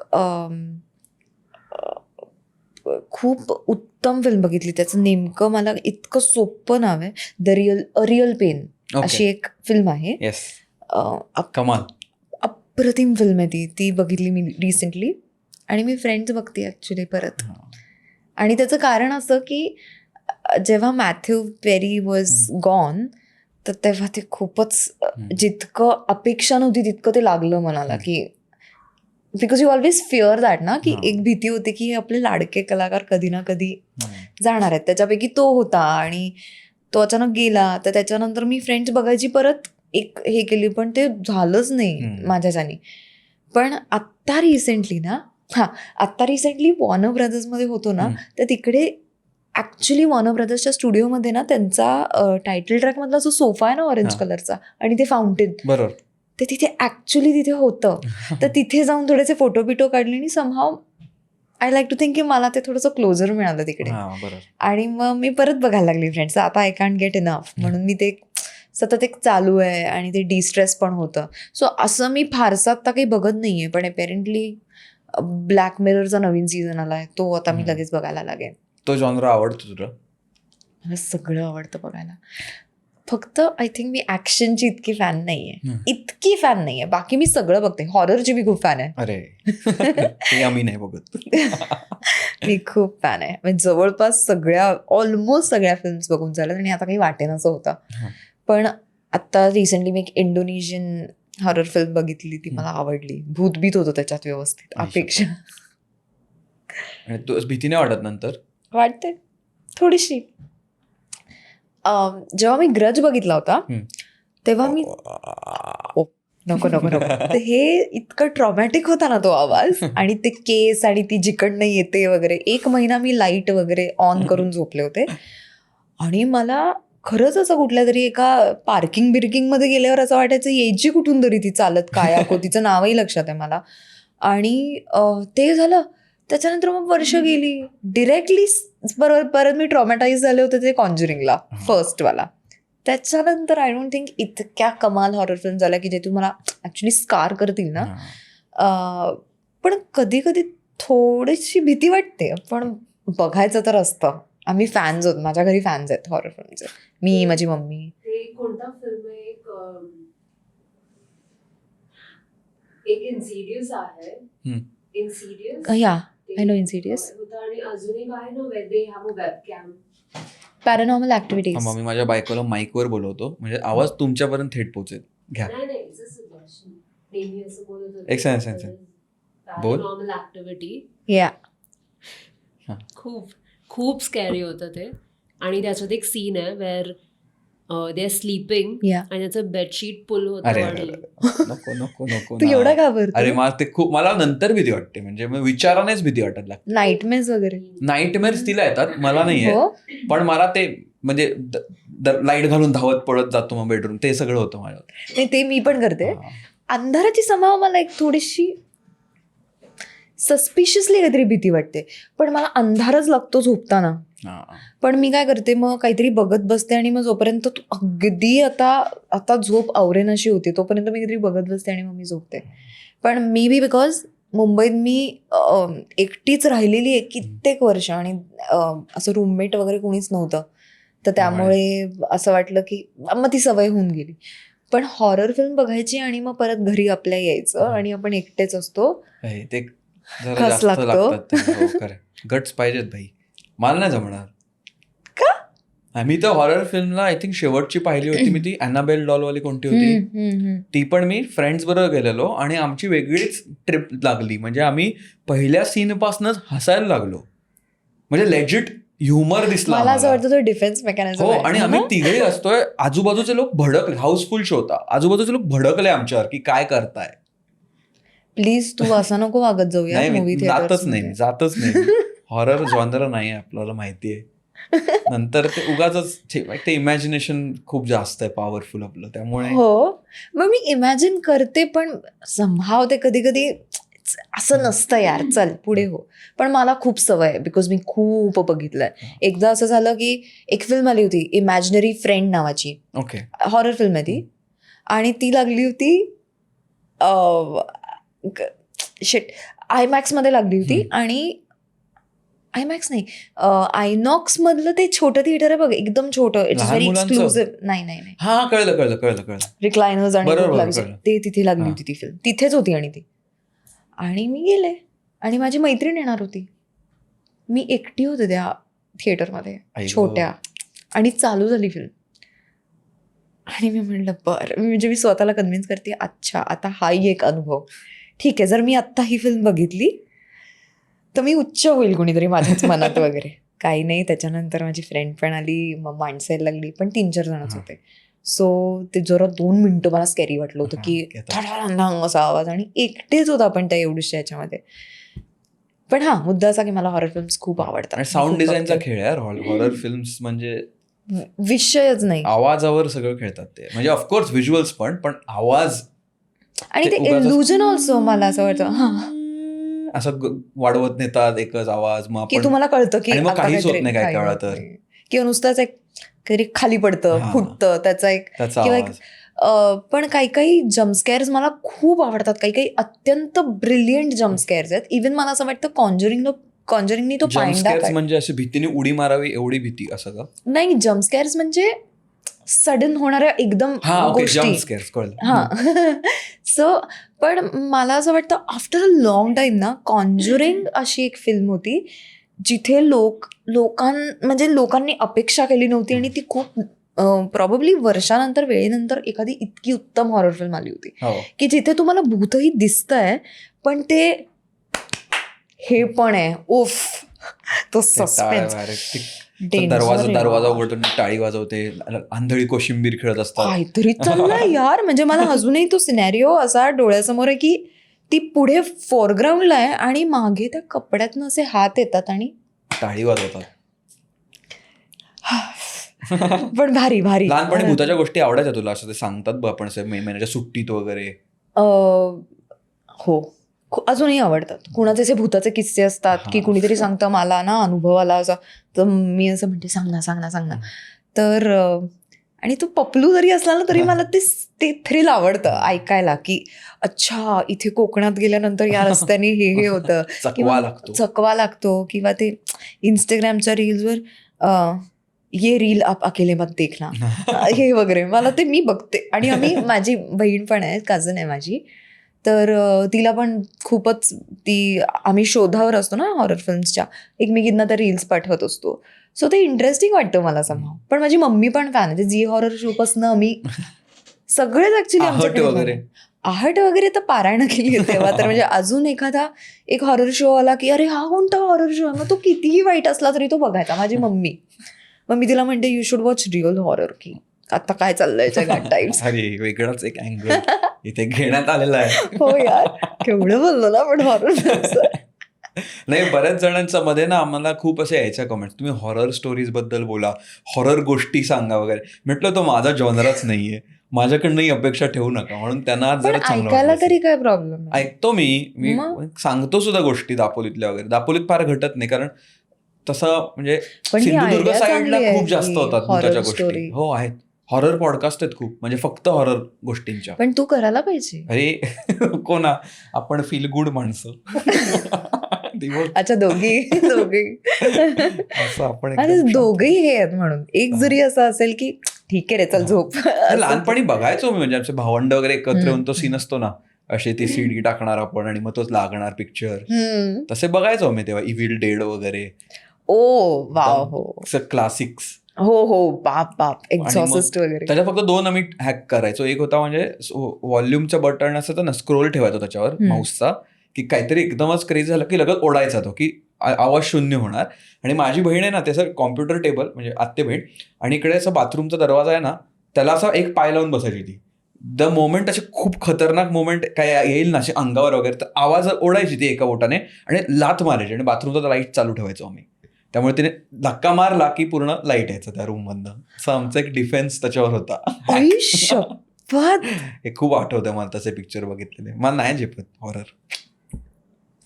मला खूप आवडतं. पण लोकांना ते तू weird दुसरा वाटतं. आता मगाशी मूवी म्हणालीस ना कुठचा रिअल पेन. Real pen. काय कमाल मूवी यार.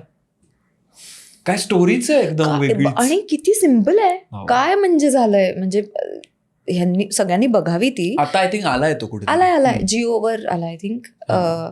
पण कामं लिखाण फक्त लिखाणावर आणि कामावर येते. अदरवाईज इतकी सिम्पलिस्टिक फिल्म आहे आणि इट ब्रेक्स युअर हार्ट यार. It really does. म्हणजे केरन कल्किन हा उत्तमच अभिनेता आहे. त्याच्या आधीच्या सिरीजपासूनच आपण बघतोय पण याच्यात म्हणजे जर त्याला ऑफकोर्स त्याला मिळालंय अकॅडमी मिळालं त्याला for supporting actor. Deserves it यार. इतकं त्याचे ते डोळे आणि समहाव मला ते अंडरस्टँडिंग ऑफ इमोशन्स इतकी सुंदर गोष्ट आहे त्यांच्याकडे आणि ते लेअरिंग इतकं चांगलं जमतं ना त्याला की असं वाटतं यांचा काय अभ्यास केला असेल त्यांनी या फिल्मला. कसं इन्कॉर्पोरेट करायचं हे सगळं की एक्झॅक्टली आपण त्या गोष्टींना जात नाही कधी. नेहमी आपण जेव्हा म्हणतो की तुमची ऍक्टिंग तुमच्या एक्सपिरियन्सेसवरनं असते आपल्या. पण अशा फिल्म्स वगैरे बघितलं की असं वाटतं कसला एक्सपिरियन्स. हे तर काही घडलं नसेल एव्हाना और यू अज्युम की हे घडलं नसेल. पण सुंदर फिल्म आहे यार. काय फिल्म आहे. आणि मला असं वाटतं आपल्याकडे पण उत्तम होईल अशी फिल्म म्हणजे या नोट्सवर. अगदीच कमाल. जसं तू मगाशी म्हणालीस की डान्सची तू रिहर्सल आणि रियाज करतेस आता रोज सकाळी उठून. तसं ऍक्टिंगसाठीचा रियाज तू कसा करतेस किंवा जसं आता तूच म्हणालीस की बरेचदा असं होतं की आपण एक्सपिरियन्सेस घ्यावे की त्याच्यातनं आपण शिकतो कसं रिॲक्ट करायचंय वगैरे असं. पण तसा तुझा असा काही अभ्यास करतेस का की काही बघताना लिहून ठेवतेस का किंवा असं काय असतं का तुझं?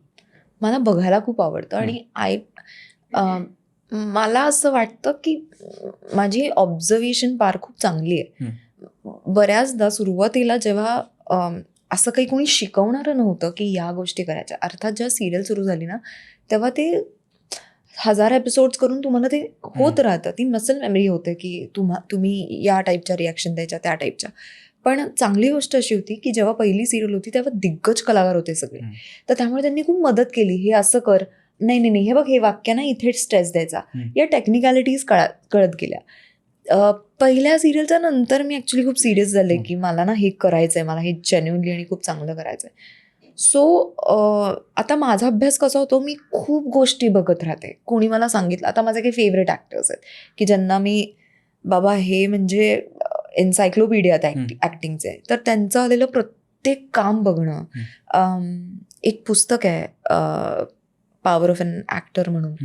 तर प्रत्येक फिल्म आली की ते परत चाळते मी पुस्तक. ते 50 वेळा आता वाचून झालंय पण ते परत चाळते. आता त्याच्यात तू म्हणशील की असं नाही लिहिलं ॲक्टिंग कशी करायची असं रडलं पाहिजे. It's just the tools of it की आपल्याला एक हेल्प म्हणून काही गोष्टी असतात की अगं मला रडायचं असेल या सिच्युएशनमध्ये असाल तुम्ही आनंदी असाल तर त्याचे टूल्स काय आणि ती प्रोसेस काय म्हणजे तुम्ही त्या डेस्टिनेशनपर्यंत पोचाल. सो त्या बुकची मला रिसेंटली आय थिंक 2019 का 20 पासून मी ती बुक आहे माझ्याकडे. त्याची खूप सवय झाली. कधी कधी अचानक मला असं होतं की मी काहीतरी बघत असते आणि मी ते पॉज करते. आयपॅड असतं त्याच्यावर एक मोनोलॉग रेकॉर्ड करते जो मला ऑलरेडी माहिती आहे. आता बरेच मेरिल स्ट्रीपचे बरेच मोनोलॉग्स आहेत जे मी पाठ करून ठेवलेत.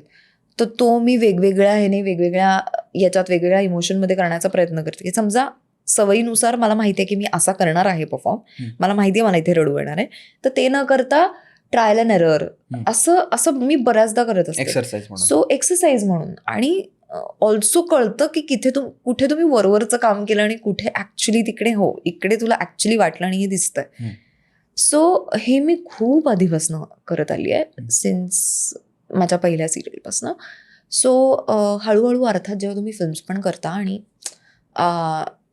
तुम्ही स्वतःला कॅमेरावर बघताना तेव्हा बऱ्याच गोष्टी कळत राहतात की हे आपण जो विचार केला तो आपण विचार करेक्ट केला एक्झिक्यूट नाही झालाय. कधी कधी असं होतं विचार नव्हता केला पण हे छान दिसतंय. इथे विचारच केला नव्हता. आणि मला असं नेहमी वाटतं की प्रत्येक चित्रपटाला ना प्रोसेस बदलते. तुम्ही एकच अभ्यास किंवा एकच सिलेबस घेऊन तो दुसरीकडे अप्लाय नाही करू शकत. बरोबर. आणि मी ऍक्च्युली आहे तशी, मला असं वाटलं होतं की हा सिलेबस प्रत्येक ह्याला मी केलं तर माझं काम चांगलं होणार आहे. समटाईम्स जे आपण सगळे म्हणतो, you have to let go. Sometimes you just have to let go and everything just falls in place. And you have to trust the person. जे कोणी इन्चार्ज असतात, आपला दिग्दर्शक असतो, आपले लेखक असतात, कधी कधी तुमचा होमवर्क पण इतका इनफ नसतो. कधी कधी दिग्दर्शकावर कम्प्लिटली सोडून देऊन तो जे म्हणतोय ते, आणि अर्थात त्याचे रिझल्ट पण खूप चांगले येतात. ॲज फार एज तुम्ही खूप प्रामाणिकपणे आणि तुम्हाला ते लेअरिंग कळत आहे कॅरेक्टरचं, काम चांगलं होतं. म्हणजे मला वाटलं अजून सांगतेस तू काहीतरी. नाही, म्हणजे कदाचित मला ते शब्दात असं नीट छान सांगता नाही येत आहे. नाही पण I think I am getting it की प्रोसेस दरवेळी बदलते आणि ते त्याच्यात नाविन्य असणं आणि ती नवीन प्रोसेस, जसं यू म्हणालीस, लेट इट हॅपन टाइप्स. कारण सेटवर बरोबर. कंट्रोलच नसतो नाही. काही गोष्टी. तुम्ही एका सीनचा अभ्यास करून येऊ शकता की हा मी असा परफॉर्म करणार आहे. तिथे समोरचा ऍक्टर काय परफॉर्म करतोय हे तुमच्या कंट्रोलमध्येच नसतं आणि सीनच बदलतो अख्खा. तर ते जे लेटिंग गो वाला झोन आहे ना, तो माझा फारसा नसतो कधी कधी. आय एम व्हेरी, खूप परफॉर्मन्स प्रेशर येतं मला.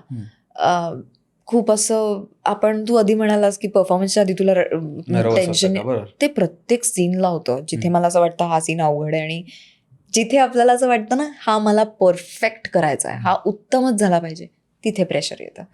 सो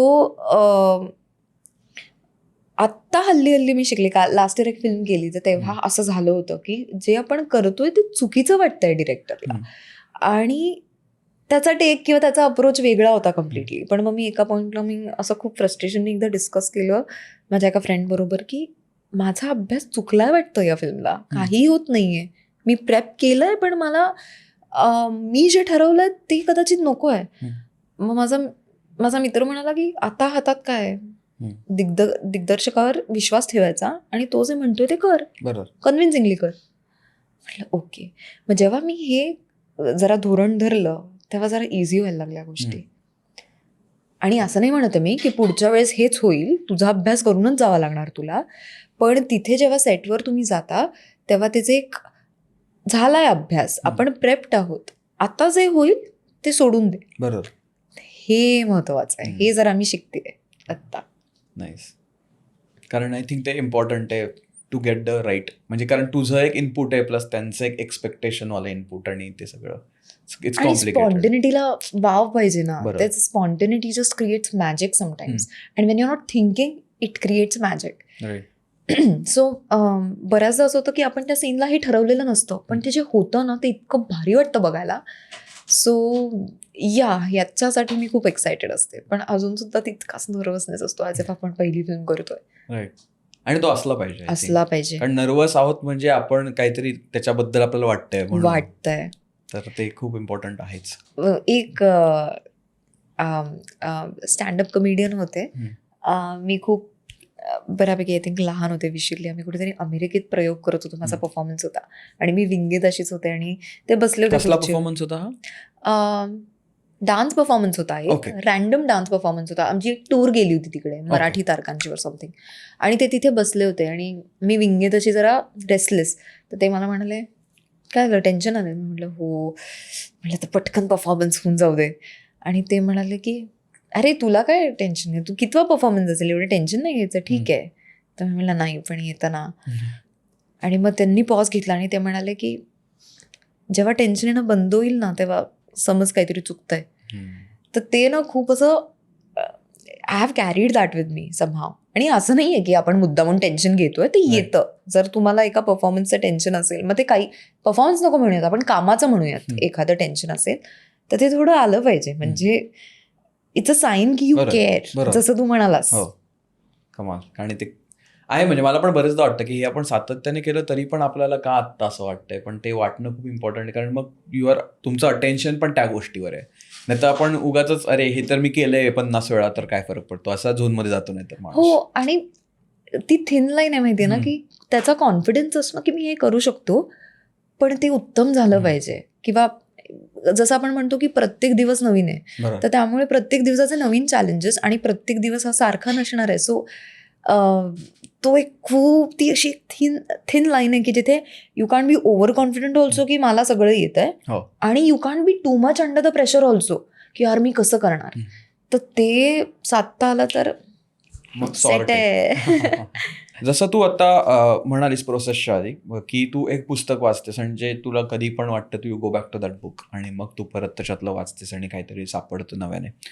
पुस्तकं इन जनरल तुला वाचायला आवडतात का, तुला आवडत नाही फार वाचायला किंवा होत नाही वाचणं? लहानपणी होते ॲक्च्युली, स्कूलमध्ये असताना खूप चांगली सवय होती पुस्तक वाचण्याची. नंतर ना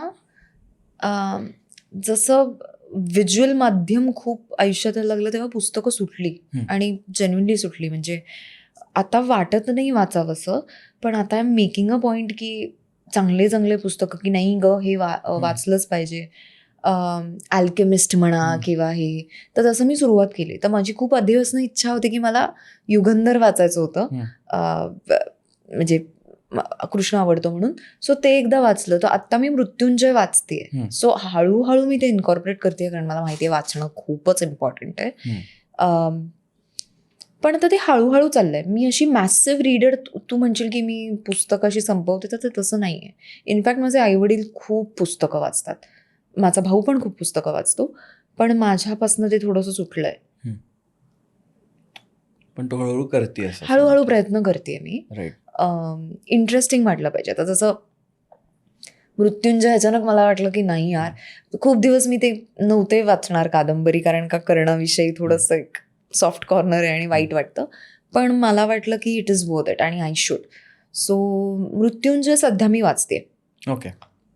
आणि तू म्हणाली श्रीकृष्ण तुला आवडतो, म्हणजे कॅन यू अनपॅक दॅट की काय, म्हणजे कशा पद्धतीने आवडतो? कारण आय थिंक नृत्यामध्ये पण श्रीकृष्णाचं भरतनाट्यममध्ये होतं अशा, म्हणजे असतं ना. असतंच. आय थिंक प्रत्येक क्लासिकल डान्समध्ये एक देवाचा आधार किंवा देवावर असलेल्या गोष्टी असतातच किंवा डान्सेस असतातच. कारण आपण समजा काही फेमस गोष्टी घडलेल्या बघतो, गोवर्धन पर्वत उचलला किंवा कालियामर्दन झालं, आणि प्रत्येक देवाच्या, असं फक्त श्रीकृष्णाचंच नाही, असं असतंच. पण याच्या आधी पण मी सांगितलं की मला संभाव त्याच्याविषयी एक आधीपासून प्रेम वाटायचं स्कूलपासनं, आणि त्याचं इतकंच महत्व होतं की बाबा हा देवच निळ्या रंगाचा आहे, हे किती छान आहे, किती मस्त आहे, वेगळं आहे हे काहीतरी. आणि तो मोरपीस लावून फिरतो. बरं त्याची जी त्याचं जे जीवन आहे, म्हणजे फॉर एक्झाम्पल राधेबरोबरची रासलीला असेल किंवा रासलीला असेल, तर ती खूप एक्साइटिंग वाटायची. आणि तू नटखट आहे बाबा, मग ते थोडंसं परफॉर्म करायला मजा यायची. सो ते वाटायचं. आता कनेक्शन खूप बदललंय. मला असं वाटतं की त्याची ती कृष्ण नीती मला खूप आवडते. म्हणजे बस कर्म करते जा, फल की चिंता मत कर, हे जे आहे तर ते कुठेतरी अडॅप्ट करण्याचा प्रयत्न आहे. तो जे शिकवतो तो अडॅप्ट करण्याचा प्रयत्न आहे. त्याच्याविषयी असलेलं प्रेम खूप वाढलं या गेल्या वर्षात आणि त्याच्या आधीपासूनच. कारण नुसताच तो आवडायला नाही लागला, तो कळायला लागला. आणि म्हणून मला युगंधर वाचायचं होतं की एक्झॅक्टली काय आहे, मग तो काय म्हणतो किंवा तो काय शिकवतो. इंस्टाग्रामवर कधी कधी काय काय अकाउंट्स असतात, मग ते पॉडकास्ट म्हणा किंवा काही काही गोष्टी ज्यांना श्रीकृष्णाविषयी ज्ञान आहे, तर ते मला असं फार एक्सप्लेन नाही करता येणार की काय एक्झॅक्टली ते. मी फक्त प्रेमात आहे त्याच्या, खूप भक्ती पण नाही आहे. आणि मी आधी पण म्हणले, कारण मी असं काही करत नाही त्याच्यासाठी की वाहलं पाहिजे काहीतरी, त्याच्यासाठी एक स्पेसिफिक वार पाळला पाहिजे, त्याच्यासाठी या मंदिरात गेलं. तो मला असं वाटतं की माझ्या कलेतनं तो येतो कुठेतरी. मला पेंटिंग्स करताना त्याचे डोळे काढायला आवडतात, मला तोच काढायला खूप आवडतो. सो ते खूप असं सरियल किंवा त्याला एक, मला शब्द माहिती नाही आहे, पण ते तसं वाटू शकतं की काहीतरी भ्रम असावा हा, पण तो आहे. ओके. आणि त्याला एक्सप्लेनेशन नाही आहे. मला ते आवडतं, ते मला ते आवडतं. मला त्याच्याविषयी एक कनेक्ट वाटतो. मला आपण असं असतं ना की कधी कधी आपण एका स्पिरिच्युअल जर्नीवर असतो आणि काही गोष्टी आपल्या डोळ्यात पाणी आणतात. तर कधी कधी असं होतं की त्याचा उच्चार आणि मी त्याच्याविषयी विचार करते तरी माझ्या डोळ्यात मला इमोशनल व्हायला होतो. सो हे मी एक्सप्लेन नाही करू शकत. आणि हे मी जर एक्सप्लेन करायला गेले तर ते खूपच असं वाटेल की बापरे हे काय. पण I just want to keep it that way की ते तसं आहे. मी मुळातच देव करणारी मुलगी नाहीये. खूप देव आहे, त्याला नमस्कार डेफिनेटली मी करते, माझा त्या शक्तीवर विश्वास आहे. पण श्रीकृष्णाविषयी मला तो असं गायडन्स वाटतो कुठेतरी. आणि त्याची जी नीती आहे किंवा तो जे शिकवतो विच इज व्हेरी फिलॉसॉफिकल, त्याची जी नीती आहे ती आत्ता जरी आपण एक्झिक्यूट केली तरी it applies everywhere in life. So मला त्याचं खूप अप्रूप वाटतं आणि भारी वाटतं की हे तो काय सांगतोय एक्झॅक्टली. मग ते मैत्रीमध्ये असेल, नात्यात असेल, तुमच्या करिअर फ्रंटवर असेल, इट अप्लाइज. राईट. सो हे खूप मोठं वाटतं आणि मला खूप सरप्रायझिंग वाटतं. सो ते मी कुठेतरी असं आत्मसात करण्याचा प्रयत्न करते. ते खूप अवघड आहे, पण तो प्रयत्न चालू आहे. Right. तर ते रिलेशनशिप आहे त्याच्यावर, ते काहीतरी एक रिलेशन आहे त्याच्याविषयी. राईट. आपण जेव्हा प्रोजेक्ट्स करतो किंवा जे काही आपण चालू असतं लाईफमध्ये, प्रोजेक्ट्स असतील किंवा जनरल पर्सनल गोष्टी आपल्या ज्या चालू असतील, आणि सगळं धावपळ खूप असते, इकडे तिकडेच का जायला लागतं, किंवा मेंटली सुद्धा आपण बऱ्याच ह्याच्यातनं ह्याच्यात असं खूप स्विच करत असतो. तर या सगळ्या केऑसमध्ये तुझ्यासाठी शांतता म्हणजे काय? म्हणजे हाऊ वुड यू डिफाईन की शांतता काय आहे तुझ्यासाठी? शांतता म्हणजे घरी असणं आणि काही न करणं, लिटरली काही न करणं. मग ते आता जसं मी म्हटलं, मला बघायला खूप आवडतात गोष्टी, फिल्म्स आणि या सगळ्या मला खूप आवडता विषय. पण ते कधी कधी नॉर्मली बघणं होतच नाही ना, लेमनसारखं. आपण क्रिटिसाइज करतो, आपण विचार करतो, ओ ही रिॲक्शन परत बघूयात, ही रिॲक्शन परत बघूयात. तो अभ्यास चालू असतो. तर तेही मी नाही करत कधी कधी. सुख म्हणजे काय की किंवा डिस्ट्रेसिंग म्हणजे काय की घरी आहोत आणि एखादं मस्त चीट डे असणं, व्यवस्थित जितका हवा तितका भात खाता येणं आणि जितका हवं तितकं गोड खाता येणं, आणि त्या वर्कआउटचा आणि वजनाचा काही न विचार करणं, कारण दुसऱ्या दिवशीपासून तुमचं रुटीन परत चालू होणार आहे. किंवा निसर्गात जाणं, हे खूप डिस्ट्रेसिंग आहे. हे आपण खूप अंडररेट करतो. एक दिवस 1 तास निसर्गात, आणि फक्त निसर्गात, म्हणजे बाकी काही नको, सोशल मीडिया नको, काही नको, फोन नको, काही नको. It's that connect I feel. आपण ज्याच्यातनं आलो आहे तिची एक गाठ आहे ना, ती तिकडे आहे कुठेतरी. सो मला असं वाटतं की जेव्हा आपण निसर्गात जातो तेव्हा आपण आपल्या स्थायी भावात असतो, असं मला विचार करायला आवडतो. की मनुष्य हा तिकडनं निसर्गातनं येतो, तर तो जेव्हा निसर्गात जातो तेव्हा ते एक लॉंग लॉस्ट कनेक्ट असतो, जो आपल्याला माहिती नसतं आपल्याला गरजेचा आहे तिथे त्या क्षणाला. खूपदा असे लोक म्हणतात की नाही यार, I need a break. And what does that exactly mean? You need to be around nature, because that will it takes away worries for that probably moment. त्या क्षणासाठी असावं. पण इफ आय कुड, मी सतत एक निसर्ग सानिध्यात राहिले असते. मला माझ्या निसर्गावर खूप प्रेम आहे. आणि असं नाही आहे माउंटेन्सच किंवा समुद्रच, निसर्ग, नेचर, एनिवेअर. सो मला प्रत्येक फिल्म झाली ना की एक वेकेशन डे लागतो. 2 दिवस असेल चालेल, वीकेंड असेल, पण ते लागतो. सो ते माझ्यासाठी तो माझा एक छान कॉर्नर आहे आपण म्हणूया, किंवा ते माझ्या माइंडमध्ये एक ठरलेलं आहे की इथे जाऊन आपल्याला खूप भारी वाटतं, सो ते करायचं. राईट. आणि ट्रॅव्हलिंग बेसिकली ते. पण आत्ता रिसेंटली मागच्या 6 महिन्यात कुठे जाऊन आलीस, किंवा असं कुठचं, किंवा ती ट्रिप लक्षात आहे तुझ्या एकदम मस्त? ॲक्च्युली आत्ताच 2 महिन्यांपूर्वी एकदा सॅन्तो डॉमिंगोला जाऊन आले आणि अमेरिकेत जाऊन आले, म्हणजे LA जाऊन आले. LA मी गेले आधी, सॅन्तो डॉमिंगोला नव्हते गेली. तर सॅन्तो डॉमिंगो पण असं खूप ह्युमिड आहे आणि छान आहे तिकडचं वातावरण, म्हणजे लाईफस्टाईल खूप छान आहे. त्याचं इन्फ्रास्ट्रक्चर खूप गोड आहे, गुंडस एकदम. म्हणजे आपण काही पेंटिंग्समध्ये अशी बसकी घरं, बसकी दुकानं अशी बघतो आणि कलरफुल असतात ती, तर तसं काहीसं ते एस्थेटिकली खूपच सुंदर आहे ते. तिथे जाऊन आले. आणि त्याच्यानंतर LA जाऊन आले. पण LA गेल्यानंतर आम्ही जेव्हा मी सॅन्तोला गेले होते तेव्हा न्यू जर्सीला पण एक ट्रिप झाली. तर मला न्यू जर्सी खूप आवडलं. म्हणजे ते जरा ट्रीज वगैरे अजून दिसतात आणि त्याच्यामधला एक छोटासा एरिया जिथे आम्ही होतो तो खूप अनडिस्टर्ब्ड आहे. म्हणजे लिमिटेड दुकानं, लिमिटेड फ्रँचायझी ज्या आपल्या फास्ट फूडच्या चेन्स असतात, लिमिटेड आहे सगळ्या गोष्टी. क्लोज कम्युनिटी आहे तिकडे खूप. तर ते मला असं वाटलं हे इकडे रिटायर होऊ शकतं आपलं कधीतरी आयुष्यात. सो आत्ताची रिसेंट, आणि ऑफकोर्स मला असं वाटतं ती LA ची ट्रिप माझी खूपच मेमरेबल झाली सिन्स फिल्म तिकडे प्रेमियर झाली वॉर्नर बरोबर. ब्रदर्सला. सो आत्ताची ही रिसेंटली खूपच मेमरेबल ट्रिप होती. पण काम पण होतं आणि त्याच्यात काम होतं न्यू आणि एक्सपिरियन्स न्यू एक्सपिरियन्स, आणि आपली कलाकृती कुठेतरी सादर होती किंवा प्रस्तुत होती, तर त्याचा एक वेगळा आनंद असतो. आणि अर्थात यू हॅव फन ऑल्सो ना ऑफकोर्स. सो आणि मी जसं तुला म्हणलं की मला ट्रॅव्हलिंग करायला खूप आवडतं. कधी कधी त्रास होतो त्या प्रवासाचा, पण ठीक आहे, it is all worth it in the end. Right.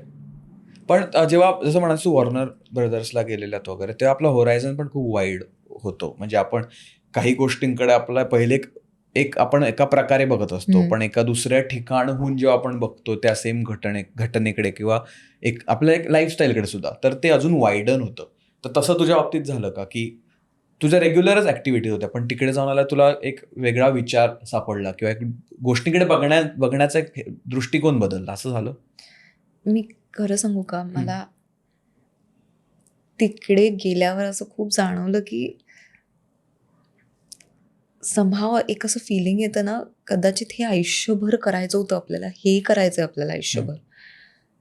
जसं जे मी तुला आधी सांगितलं की पहिल्या सिरियलला पण सेम झालं, हे आपल्याला आयुष्यभर करायचं आहे.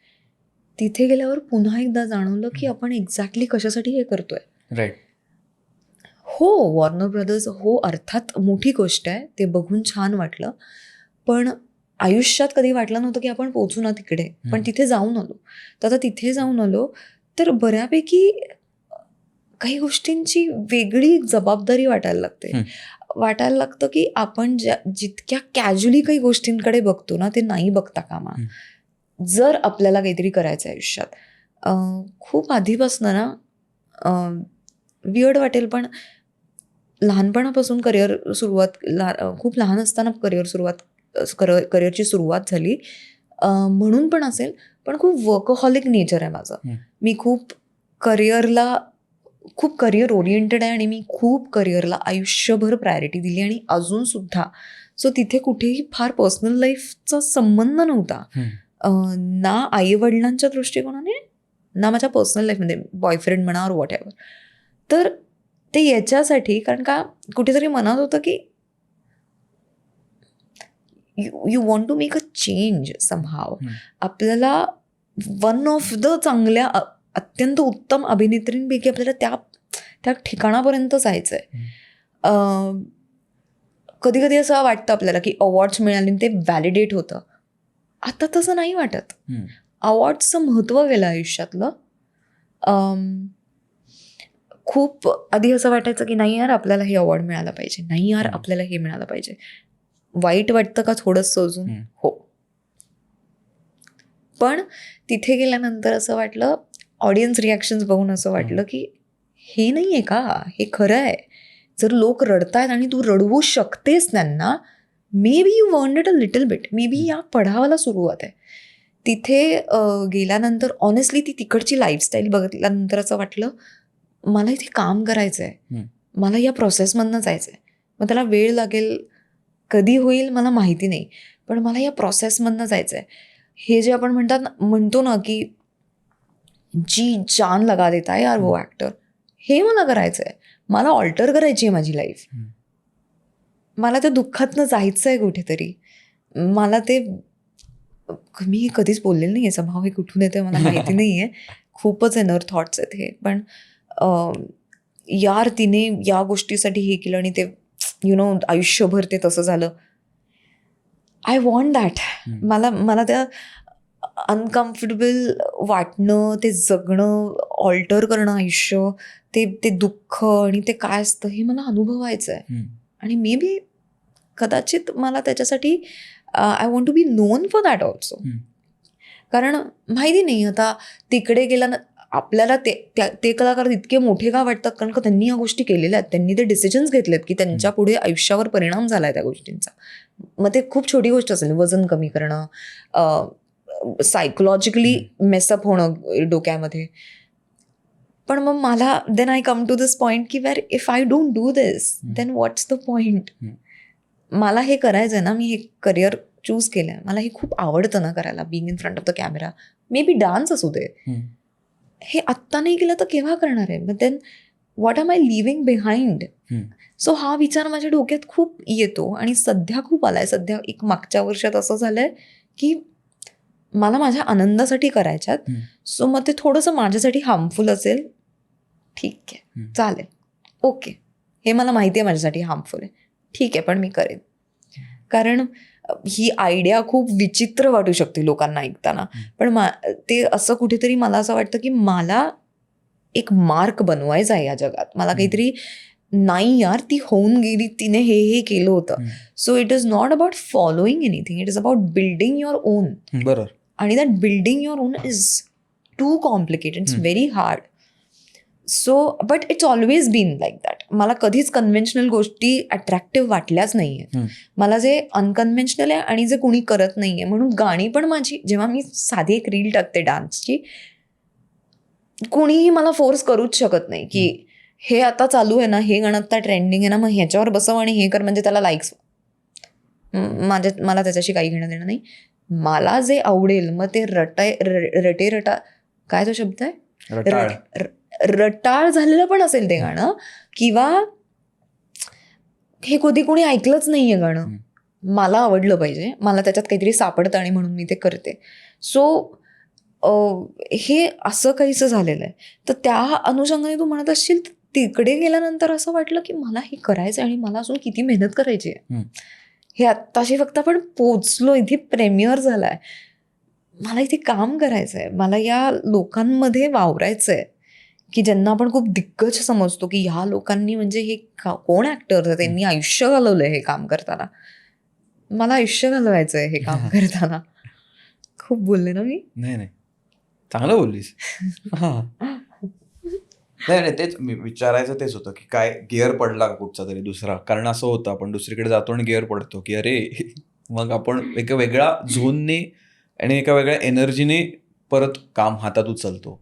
तर आय थिंक तू जे बोललीस तो त्याचाच फॉलोअप आहे की गिअर पडला तो, कारण तो पडायला लागतो गिअर पडायलाच लागतो यार. आणि तो चांगलाच पडला पाहिजे. उत्तमच आहे गिअर पडणं, हे उत्तमच आहे. लोकांना त्यांचं पर्पज सापडतं मला असं वाटतं आयुष्यातलं. हो. आणि मला बऱ्याच गोष्टी करायच्या आहेत, कारण का अर्थात मला डान्सही तितकाच आवडतो, पण अभिनयाशिवाय मला नाही वाटत ते मी नाही जगू शकत त्याच्याशिवाय. आणि कसं आहे, डान्स थोडासा कम्फर्ट झोन झाला आहे ना आता, अभिनय नाही आहे इतका अजून, तर त्याच्यात खूप गोष्टी एक्सप्लोअर करणं, लोकांनी बघितलं तर व्हरायटी किंवा एक वर्सटॅलिटी दिसली पाहिजे, याच्याकडे खूप कल गेला आहे. आणि अगेन आधी पण म्हटलं होतं, तुम्ही क्रिएटिव्हली सॅटिस्फाय झाल्या पाहिजे, की मग त्याच्यात पैसे वगैरे कुठेच येत नाही. ह्या खूप ॲबस्ट्रॅक्ट गोष्टी आहेत. मग त्या ॲबस्ट्रॅक्ट गोष्टी मिळाल्या तर हां बाबा मी खुश आहे, शॉर्ट फिल्म असेल इट्स फाईन, मी खुश आहे, मला हे करायचं होतं. सो ते एक्सप्लोरिंग आणि not limiting yourself to anything, हे तर नक्कीच माझ्या डोक्यात बसलंय. आणि also to go all in for everything that you do. So nice. झगास. आय थिंक म्हणजे जेव्हा आपण अशा प्रकारे विचार करतो ना, तेव्हा आपल्या ॲक्शन्स पण मग थोड्या वेगळ्या प्रकारे जस्टिफाईड असतात आणि मग त्या वेगळ्या प्रकारच्या सुद्धा असतात. कारण आपल्याला माहिती असतं की what we are in for, आणि ते खूप महत्त्वाचं. नाही तर कारण आजकाल एवढ्या गोष्टी चालू आहेत ना आपल्या, बरेचदा आपणही दिशाहीन होऊ शकतो की काय करतोय मला माहित नाही, आला दिवस ढकलला, असं होतं आणि होऊ शकतंच. आणि जेव्हा आर्टिस्टिक करिअर असतं तेव्हा होण्याचे चान्सेसही जास्त आहेत, कारण आपल्याला रोज जाऊन तेच करा असं नसतं. बरेच दिवस प्रोजेक्ट असेल तेव्हा असतं, पण प्रोजेक्ट नसतो, मधला काही काळ असतो, तेव्हा आपण जे करू तेच असं असतं. त्यामुळे आय थिंक खूप ते महत्त्वाचं आहे. आई बाबा आणि तुझं काय डायनामिक आहे ह्याच्याबद्दल आता पूर्ण, जसं कारण आय थिंक भरतनाट्यमला आई म्हणाले घेऊन गेली तुला, त्यामुळे ती जर्नी तिच्यासाठी तिथून चालू झाली, त्याच्या आधीच चालू झाली ऑफकोर्स, पण ते कसं डायनामिक आहे? माझी फॅमिली खूप सपोर्टिव्ह आहे या सगळ्याच विषयी.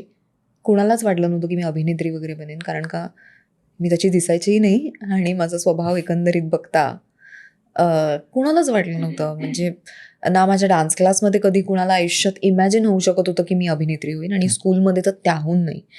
पण जेव्हा पहिला ब्रेक मिळाला तेव्हा ते अचानक बॉम्ब पडल्यासारखं झालं की अरे कुठे काय, कारण आम्ही सगळे पुण्यातले बेस्ड आहोत आणि मुंबईत असं ॲज सच कोणी नव्हतं आमचं.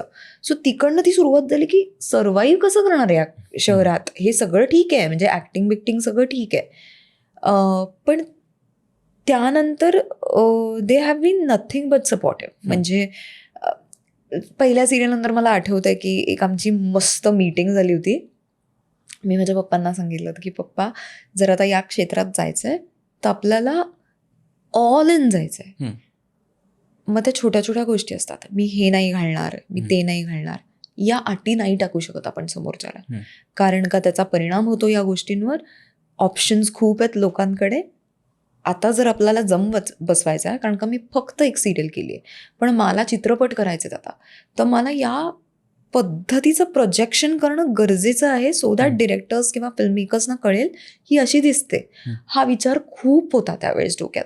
तर मी म्हटलं त्याच्यानुसार काही गोष्टी कराव्या लागणार, घरी उशिरा यावं लागेल, सो त्याची तयारी तुम्ही ठेवली पाहिजे. As far as mummy initially खूप माझ्याबरोबर होती सगळ्या सेट्सवर. आता कसं तिचं काम सुरू झालं आहे, तिचं सोशल वर्क करते, तिचे बचत गट आहेत, तर त्याच्यामुळे ती खूप त्याच्यात रमली आहे. पण आत्तापर्यंत मम्मी असायची. सो ती कुठेतरी सिक्युरिटी होती. आणि सिक्युरिटी फक्त काय फिजिकल सिक्युरिटी नाही रे, मॉरल सिक्युरिटी. की असं व्हायचं की व्हॅनिटीमध्ये कधी कधी कित्येकदा असं झालं की रडत आली मी, म्हणजे बांध फुटतो की किती घाणेरडा केला यार मी सीन, आणि किंवा तो मला असं बोलला आणि तिने तसं वागवलं. So she is always been like की ठीक आहे यार, चल होतं, चल पुढे, हे तर काय 50 वेळा होत राहणार आहे. So she is always been that motivational speaker आमच्या घरातली, आणि सगळ्यांसाठीच, पप्पांसाठी सुद्धा, माझ्यासाठी सुद्धा, की काय तुम्ही छोट्या छोट्या गोष्टींना घेऊन बसताय, चल असंच जर रडत बसली तर कसं होणार आहे. कारण मी खूप इमोशनल पडते, मम्मी त्याची प्रॅक्टिकल आहे. मी आणि माझे पप्पा खूप इमोशनली ड्रिव्हन आहोत. तर प्रत्येक छोट्या छोट्या गोष्टी लागतात, आणि सुरुवातीला अगदीच जर तुमचं वय 20-25 असेल तर अगदीच लागतात.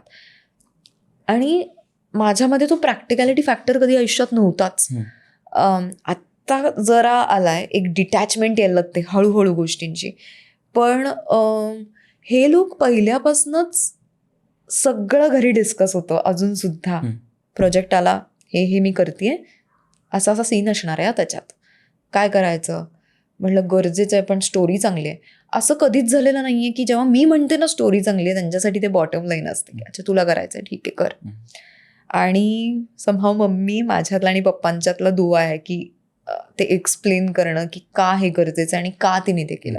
कारण पप्पा म्हणल्यावर Wien your a father figure वेगळंच एक डोक्यात असतं की आपली मुलगी प्रोटेक्ट झाली पाहिजे आणि तिच्याविषयी लोकांनी काही वाईट बोलता कामा नये. बरोबर. सो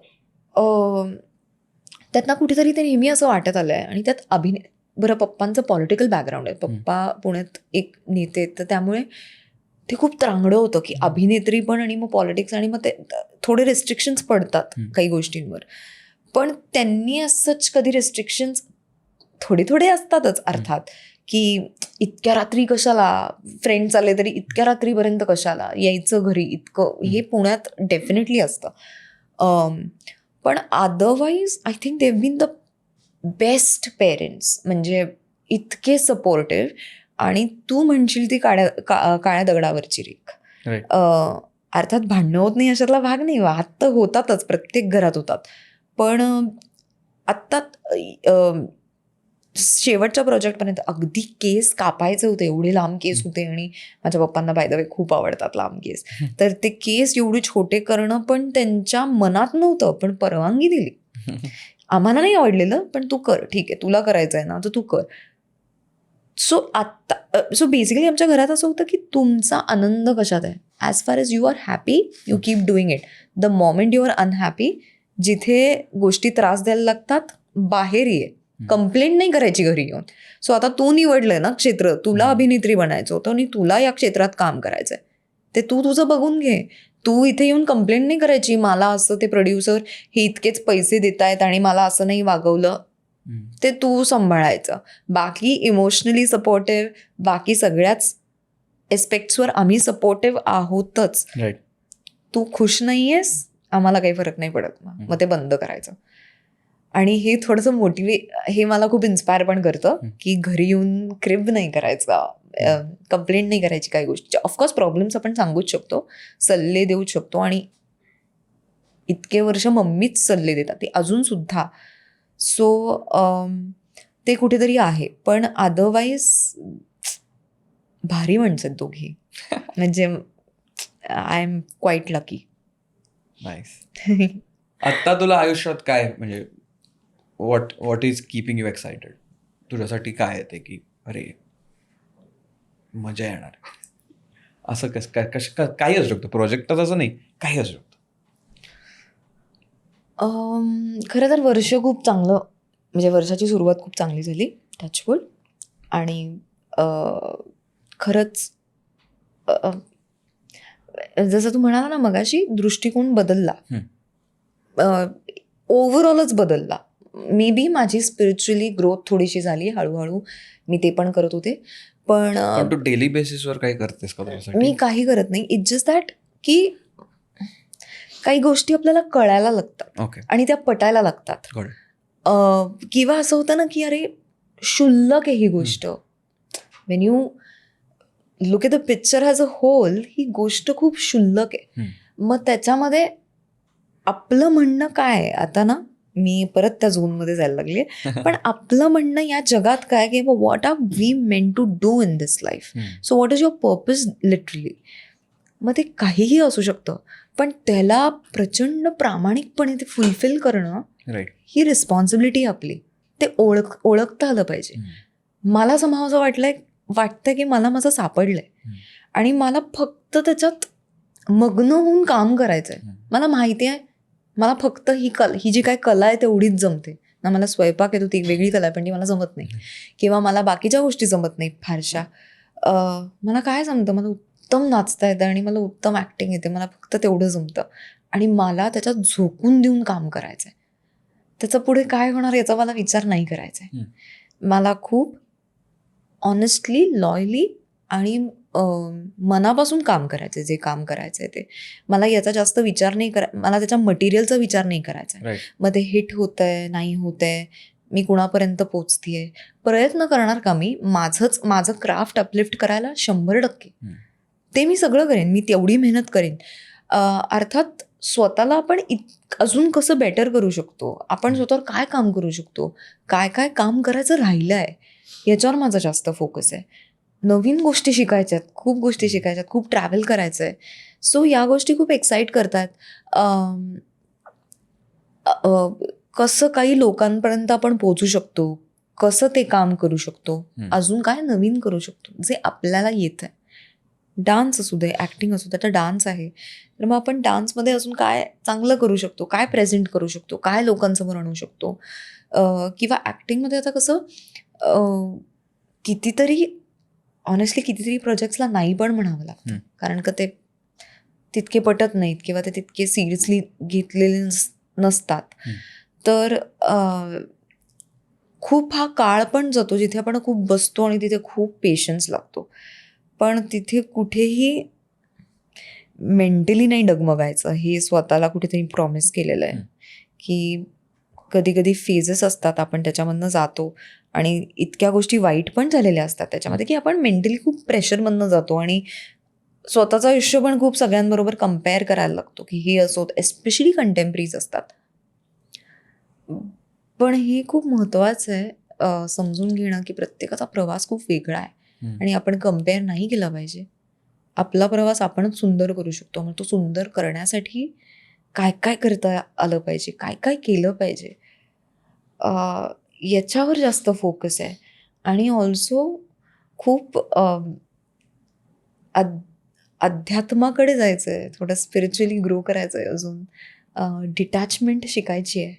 मग ती माणसांपासून असू दे, मटेरियलपासून तर मी होतेच आधीपासनं, मला त्याचं काही फार कौतुक नव्हतं. म्हणजे तू असं म्हणशील की अरे यार तू मर्सिडीज कमवू शकली असतीस आणि तू करतेस, समजा तुझ्याकडे मर्सिडीज असेल तर त्याचं काही असेल ना, 10 दिवस असेल. भाई माझ्याकडे माझी नवीन गाडी आहे, त्याच्यानंतर काही त्याचं नाविन्य माझ्या आयुष्यात राहणार नाही. मला जितकी मर्सिडीजचा कम्फर्ट आहे बाबा, उन्हाळा आहे वगैरे, पण कधी कधी मला जावंसं वाटेलच रिक्षामधनं वगैरे, तर तो हे पहिल्यापासून राहिलेलं आहे कुठेतरी. सो त्या मटेरियलचं अप्रूप नव्हतं. पण कधी कधी ना आपण व्हॅलिडेशनच्या मागे इतके धावतो ना की एक्झॅक्टली काय करतोय याचा विसर पडतो. आणि ते नाही होऊ द्यायचं. व्हॅलिडेशन कुणाकडनं आलं पाहिजे? स्वतःकडनं आलं पाहिजे. तुम्ही जे करताय तुम्हाला आवडतंय का ते केलेल्या 10 जणांसारखं आहे? Right. हे नाही होता कामा. ओरिजिनॅलिटी नॉन नेगोशिएबल आहे. आत्ताच्या काळात तर आहेच आहे. तर जसं मी आत्ता पण मागे पण म्हणलो की it starts where you want to make a mark in the world. So this छोट्या छोट्या गोष्टी आहेत या. डिसिप्लिन पाहिजे, मेहनत घेण्याची तयारी पाहिजे. आता मी फक्त जेव्हा मी प्रार्थना करते तेव्हा मी म्हणते की मला मेहनत करण्याची ती क्षमता दे आणि मला गर्व कधी येऊ देऊ नकोस. सो ओव्हरऑल असं खूपच मला माहिती आहे ते खूप स्पिरिच्युअल आणि खूप फिलॉसॉफिकल होतं हे, पण खूप वेगळ्या पॉईंट ऑफ व्ह्यूने विचार केला तर खूप नगण्य वाटतो आपण स्वतःला. आणि याचं रिअलायझेशन झालं आहे खूप.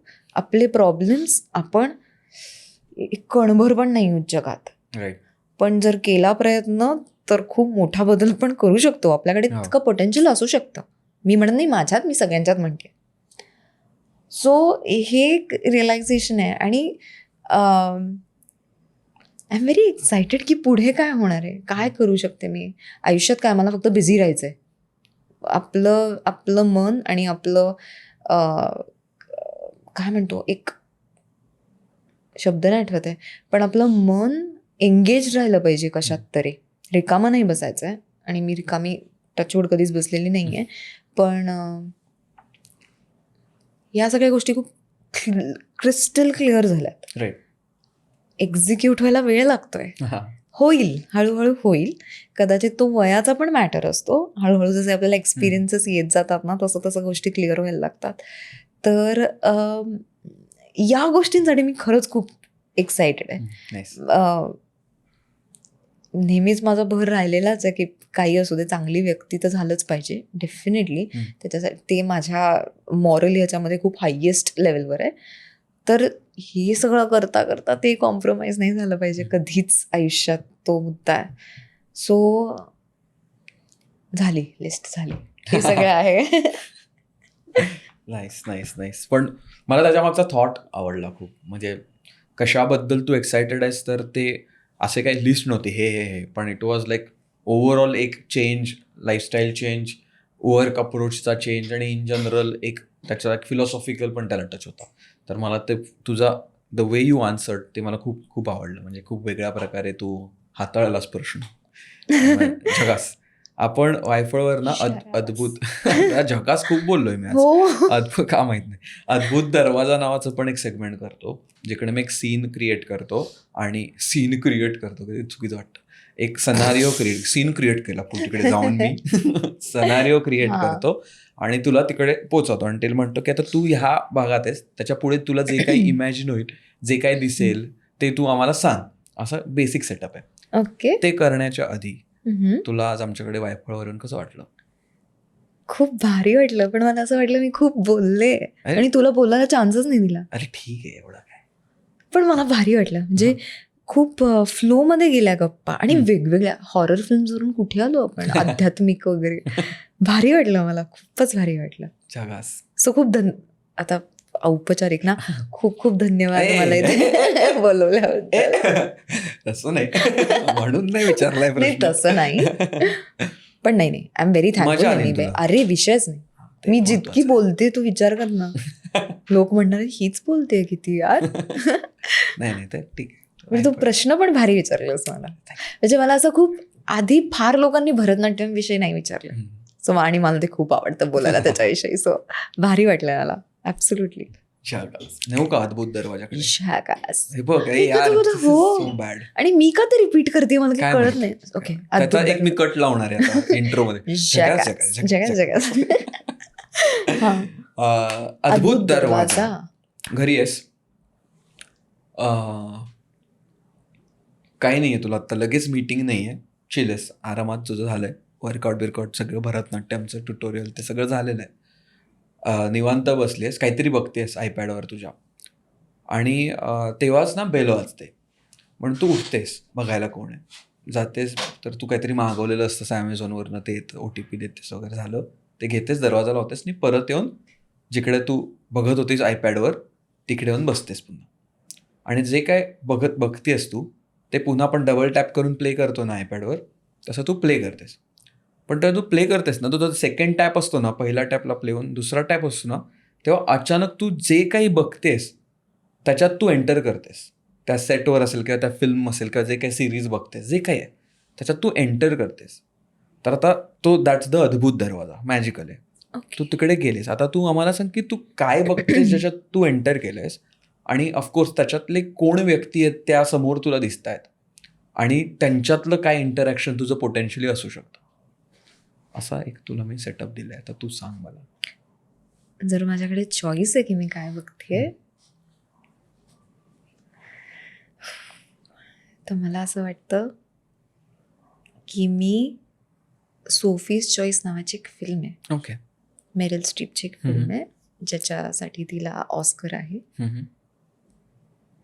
आणि तिचा एक सीन आहे, तो सीन सुरू होण्याच्या आधी मी पॉज केलेला आहे, आणि तो सीन सुरू होणार आहे तिथे मी डबल क्लिक केलं आणि मी तिकडे गेले, तर मी डेफिनेटली एखादी DA असेल, डिरेक्टर्सची असिस्टंट असेल, आणि मेरिल स्ट्रीपची काय प्रोसेस असेल हे मी जवळून बघेन, आणि कदाचित ती काय वावरते किंवा तिची काय प्रोसेस आहे. कारण का मला चांगलं आठवतं आहे, याची थोडीशी बॅकस्टोरी अशी की ती तिच्या एका इंटरव्ह्यूमध्ये म्हणाली होती की तिचा एक सीन आहे अत्यंत इमोशनल येतो, आणि ती सगळ्या क्रूला म्हणाली की हा फक्त एकदा होईल, त्यामुळे तुमचे जे कॅमेरा ॲडजस्टमेंट आहेत सगळं ते प्लीज आत्ता करून घ्या, हे कदाचित एकदाच होणार आहे. आणि द DOP वॉज सच की त्याने कॅमेरा असा लावला की तो तिला दिसलाही नाही, आणि ती म्हणाली की मला, आणि अगदी समोर आहे, म्हणजे तिचा इतका क्लोज होतो, इतका झूम इन होतो, आणि ती म्हणाली की कॅमेरा पण असा होता की जिथे मला दिसतही नव्हता तो की तू कुठे आहे, त्यामुळे मी लिटरली मोनोलॉग मी बोलत चालली आहे ट्रान्समध्ये. तर जर असं काही झालं आहे, होप असं कधीतरी हो, तर मला त्या सेटवर असायला खूप आवडेल, कारण का तिचं आयुष्यातलं one of the finest work आहे मेरिल स्ट्रीपचं त्या फिल्ममध्ये. एक कॅरेक्टर उभं केलं आहे तिने, आणि ती फेमस आहे कॅरेक्टर उभं करण्यात, अत्यंत अप्रतिम अशा ह्याने ती कॅरेक्टर उभं करते. तर त्यामुळे कदाचित मी कन्व्हर्सेशन नाही करणार, मी एक सायलेंट ऑब्झर्वर असेल तिकडे की ती काय करते, पाणी वगैरे विचारेन मी तिला, ma'am would you have water, आणि किंवा एखादा प्रश्नही विचारेन की how do you get into the mood, or what is it, what makes you go in the mood, and how do you come back. Maybe कदाचित हे खूप बाळबोध पण वाटेल हे आत्ता प्रश्न विचारलेला मी, पण मला दिसतंय, पण मला माहिती आहे मी अशी व्यक्ती आहे की मी तिथे जाऊन काही बोलूच शकणार नाही जर ती समोर असेल तर. आणि ऑफकोर्स मी असं मॅनिफेस्ट पण करते, आणि माझ्या डोक्यात खूप वेगवेगळे सिनेरिओज असतात की समजा मी अवॉर्ड घेताना ती ऑडियन्समध्ये वगैरे बसली असेल तर मी तिला असं म्हणेन की the reason I became an actress, असं मी असं खूप बोलते मनातल्या मनात. पण हे माझं उत्तर आहे, जॅकास. वर्ड ऑफ द डे झालाय, वर्ड ऑफ द डे. पण माझं उत्तर फार बाळबोध होतं का? नाही खूप चांगलं होतं. तुला कसं वाटलं पण उत्तर देताना किंवा ह्या सीनमध्ये जाताना? तुला माहिती नाही वॉट इट, म्हणजे तो चित्रपट बघितल्यानंतर खूप गैर पडला होता माझा, तो हा चित्रपट होता, खरंच तो गैर पडला होता, आणि मला तिथे कळलं की हे आपल्याला हे आयुष्यभर करायचं आहे. म्हणजे मी तर म्हणते तिने मला रडायचं कसं हे शिकवलं त्या बाईने, ते बघून की हुंदके काय असतात, आणि बारीक बारीक गोष्टी की आपण किती ह्युमनली वाटतं ना आपल्याला, खूप रिअलिस्टिक वाटतं. सो तिचं काम बघताना ते इतकं रिअलिझम आणि इतकी नॅचरल आहे ती. तर मला असं वाटलं ह्याचं आपल्याला 1% जरी जमलं ना तर फरक पडेल, आणि त्यामुळे चेंजेस व्हायला लागले माझ्यात सुद्धा की आपल्याला काम कसं करायचं आहे. त्यामुळे ती फिल्म बघितल्यानंतर जर त्या सेटवर असेल कित्येक वर्षांआधी जेव्हा ती प्राईमवर होती, I would give anything to be on that set. माशी असली तरी चालेल मी फिरणारी इकडे तिकडे. किंवा तिची आम्ही सगळं हसत हसत म्हणाले होते की मी मेरिल स्ट्रीपची लेडी असते, जसं आपण बॉय म्हणतो ना तशी मी तिची लेडी व्हायला पण तयार आहे किंवा तिच्या घरी काम करायला पण तयार आहे. इतकी की मी फक्त तिला बघत राहीन झाडू बिडू काढताना की ही काय कसा अभ्यास करते, ही एक्झॅक्टली काय करते ही. सो हो, हे डेफिनेटली असं मला वाटतं की हे होऊच शकतं माझ्याकडनं. अद्भुत दरवाजा खरंच असायला पाहिजे होता यार. मी बघूया विश. पण कमाल कमाल, कारण तो झोन खूप जबरदस्त आहे, मला आवडतं. आणि ते वातावरण तयार होतं ना, आणि मग आपल्याला, कारण अशा हायपोथेटिकल सिच्युएशन क्रिएट कोण करायला सांगत नाही आपल्याला. आणि जेव्हा असं होतं की अरे हे मला क्रिएट करायचं, आणि ते तर मग आणि खरंच इमॅजिन ऑन द व्हायला स्पॉट होतो लागतं. आपलं एकदम. म्हणजे मला तर ते सेट बीट दिसतोय, तो सीन वगैरे दिसतोय, कुठला सीन एक्झॅक्टली काय ते, आणि ती चक्क समोर आहे. तर आय थिंक ती माझी अल्टिमेट ड्रीम असावी ती, की तिलाच समोर बघणं कदाचित प्रत्यक्ष, हे माझ्यासाठी एक खूप मोठं स्वप्न आहे. लेट्स होप मॅनिफेस्ट केलं मी या काउचवर बसून. शॅगास. आता तू बोललीस. मी तुझ्याकडे, कारण मला माहिती होतं तू बोलणार आहे. मी आधीच ऍक्टिव्हली म्हणते. प्रयत्न केला नाही बोलणार आहे मी आता. लक्ष होतं माझं तर माझी रिॲक्शन जकाच नाही पाहिजे. ठीक मस्त. आहे. मस्त. परत जकाच. सुंदर. हा, किती सुंदर. सुंदर. क्या कमाल, मजा भारी आहे ना हे. ना, भारी. नाही, काय माझे फ्रेंड्स आहेत ते असं काहीतरी सार्कास्टिकली सुंदर असं म्हणतात. हा, हो, तसंही त्यामुळे म्हणतात, मला वा. कधी कधी एक एक शब्द अडकतो. मला अजूनही आठवतंय 10वीच्या, हे मी सांगितलंय कुठल्या तरी एका भागात बहुतेक, पण 10वीचं सेंड ऑफच्या वेळी मी हो, 10वीच्या तुझं झालं नाही काय व्हायचं होतं ते. 10वीच्या सेंड ऑफच्या वेळी मी भाषण दिलं होतं. असं ते देतात ना 10वीतले विद्यार्थी, की आज मला काय वाटतं. तेव्हा मला असं वाटतं, हे जे वर्ड्स आहेत ना, मी त्या भाषणात एवढ्या वेळा वापरलेत ना, मला असं वाटतं, मला असं वाटतं, ते मला असं वाटतंच बोललोय मी. तसं ए, मला मला पण सवय आहे ही. मला असं वाटतं, मी खूपदा माझे इंटरव्ह्यूज बघते आणि मी म्हणते मला असं वाटतं, मला असं वाटतं की, आणि मी म्हणते मे बी ते इट कम्स फ्रॉम दॅट की पर्सनली, म्हणजे कोणी ऑब्जेक्शन नाही. मला असं वाटतं. जेनरिक स्टेटमेंट नाही केलंय, मला असं वाटतं. हा. करेक्ट. Disclaimer दिलं असं. ते कुठेतरी येतं की personally. To be honest. Correct. तसंच आहे. तर आपण भरतनाट्यम, ते हॉरर फिल्म, त्याच्या आधी दर्दी गाणी, दर्दी गाणी, मग अभंग पण, अभंग, मग हॉरर फिल्म्स, मग तिथून आपण गेलो कुठे गेलो, प्रोसेसवरती आलो. त्याच्यानंतर फिरणं आणि त्याच्याबद्दल, नेचर, बोललो. त्याच्याबद्दल बोललो आपण. तू कशा काय, म्हणजे तुझं शांतता तुझ्यासाठी काय ते वगैरे बोललो आपण. मग मेरिल स्ट्रीपला वगैरे भेटलो वगैरे, असं म्हणजे ओ माय छान. गॉड. असा छान आपला भाग, खूप मस्त झालेला आहे. गप्पा आपण इथे मारल्यात. आज आपण आम्हाला जकास पण बोललो. जकास हा खूप वेळा बोललो शब्द, आणि एक वेगळाच असा तर असा मस्त फेरफटका मारत आपण इथून पोहोचलोय. आणि बिटवीन द टेक्स पण आपण खूप गप्पा मारल्या. तर त्याच्यात एक छान मजा आलेली आहे. माफ करा, त्यातले काय तर नाही केलं तरी रेकॉर्ड काय करणार आता. खूप बोललोय हो, आपण. खूप बोललोय. आणि एक काय म्हणतात, पहिल्यांदाच आपण भेटतोय, पण तसं वेगळाच, म्हणजे समवयीन असल्यामुळे अजून एक त्याच्यात एक कसं काय, वयसारखंच म्हणायचं ना आपलं आता काय. अरे हो म्हणजे असं का. हो, हा, त्यामुळे समवयीन असल्यामुळे अजून त्याचा एक असा वेगळा झकास इफेक्ट त्या झकास इफेक्ट, हे आवडलं ना. झकास इफेक्ट, झकास इफेक्ट आलेला आहे. भागाच्या शेवटी आपण एक शब्द देतो, तो झकास नसणार आहे. आपण झकास नाही द्यायचा, इट्स टू ऑब्व्हियस. शब्द देतो आपण, जो लोक शेवटी टाकतात, म्हणजे जे बघतात शेवटपर्यंत ना, तो कमेंटमध्ये टाकतात, म्हणजे आपल्याला कळतं ह्यांनी शेवटपर्यंत बघितलंय. तर तुला कोणता शब्द द्यायचा, काही रॅन्डम शब्द दे, इझी टू टाईप. ते टाईप करतात कमेंटमध्ये. कृष्ण आहे. कमाल. कृष्ण हा शब्द तुम्ही कमेंटमध्ये टाका, म्हणजे आम्हाला कळेल तुम्ही हा भाग शेवटपर्यंत बघितलेला आहे. हा भाग बघताना संस्कृतीचा कोणताही प्रोजेक्ट, काही काम जे काही आलं असेल, OTT वर असेल किंवा कुठे चित्रपटगृहात असेल, जिथे असेल, किंवा त्याचा परफॉर्मन्स असेल कुठे लाईव्ह वगैरे, तर तिकडे जा आणि प्रेम द्या. आम्ही हे सगळ्यांना हेच सांगतो म्हणजे जनरली, कारण आपण That's आपले it. इंटरव्ह्यू नाही आहेत, आपले पॉडकास्ट हे आपण हम्म. टाइमलेस असं म्हणतो. तर जेव्हा पण कोणी बघत असेल तेव्हा जे काही तुझं चाललंय काम, त्याला प्रेम दिलं पाहिजे, लोकांनी ते बघितलं पाहिजे. डेफिनेटली. एवढीच आपली एक मागणी असते. आणि आपले सुजाण प्रेक्षक आहेत, ते देतात प्रेम, ते आपल्याला माहिती आहे. आणि पुन्हा एकदा वेळात वेळ काढून तू आमच्याकडे आलीस आणि वायफळ गप्पांचा भाग झालीस, त्याच्यासाठी ऑफकोर्स. खूप धन्यवाद.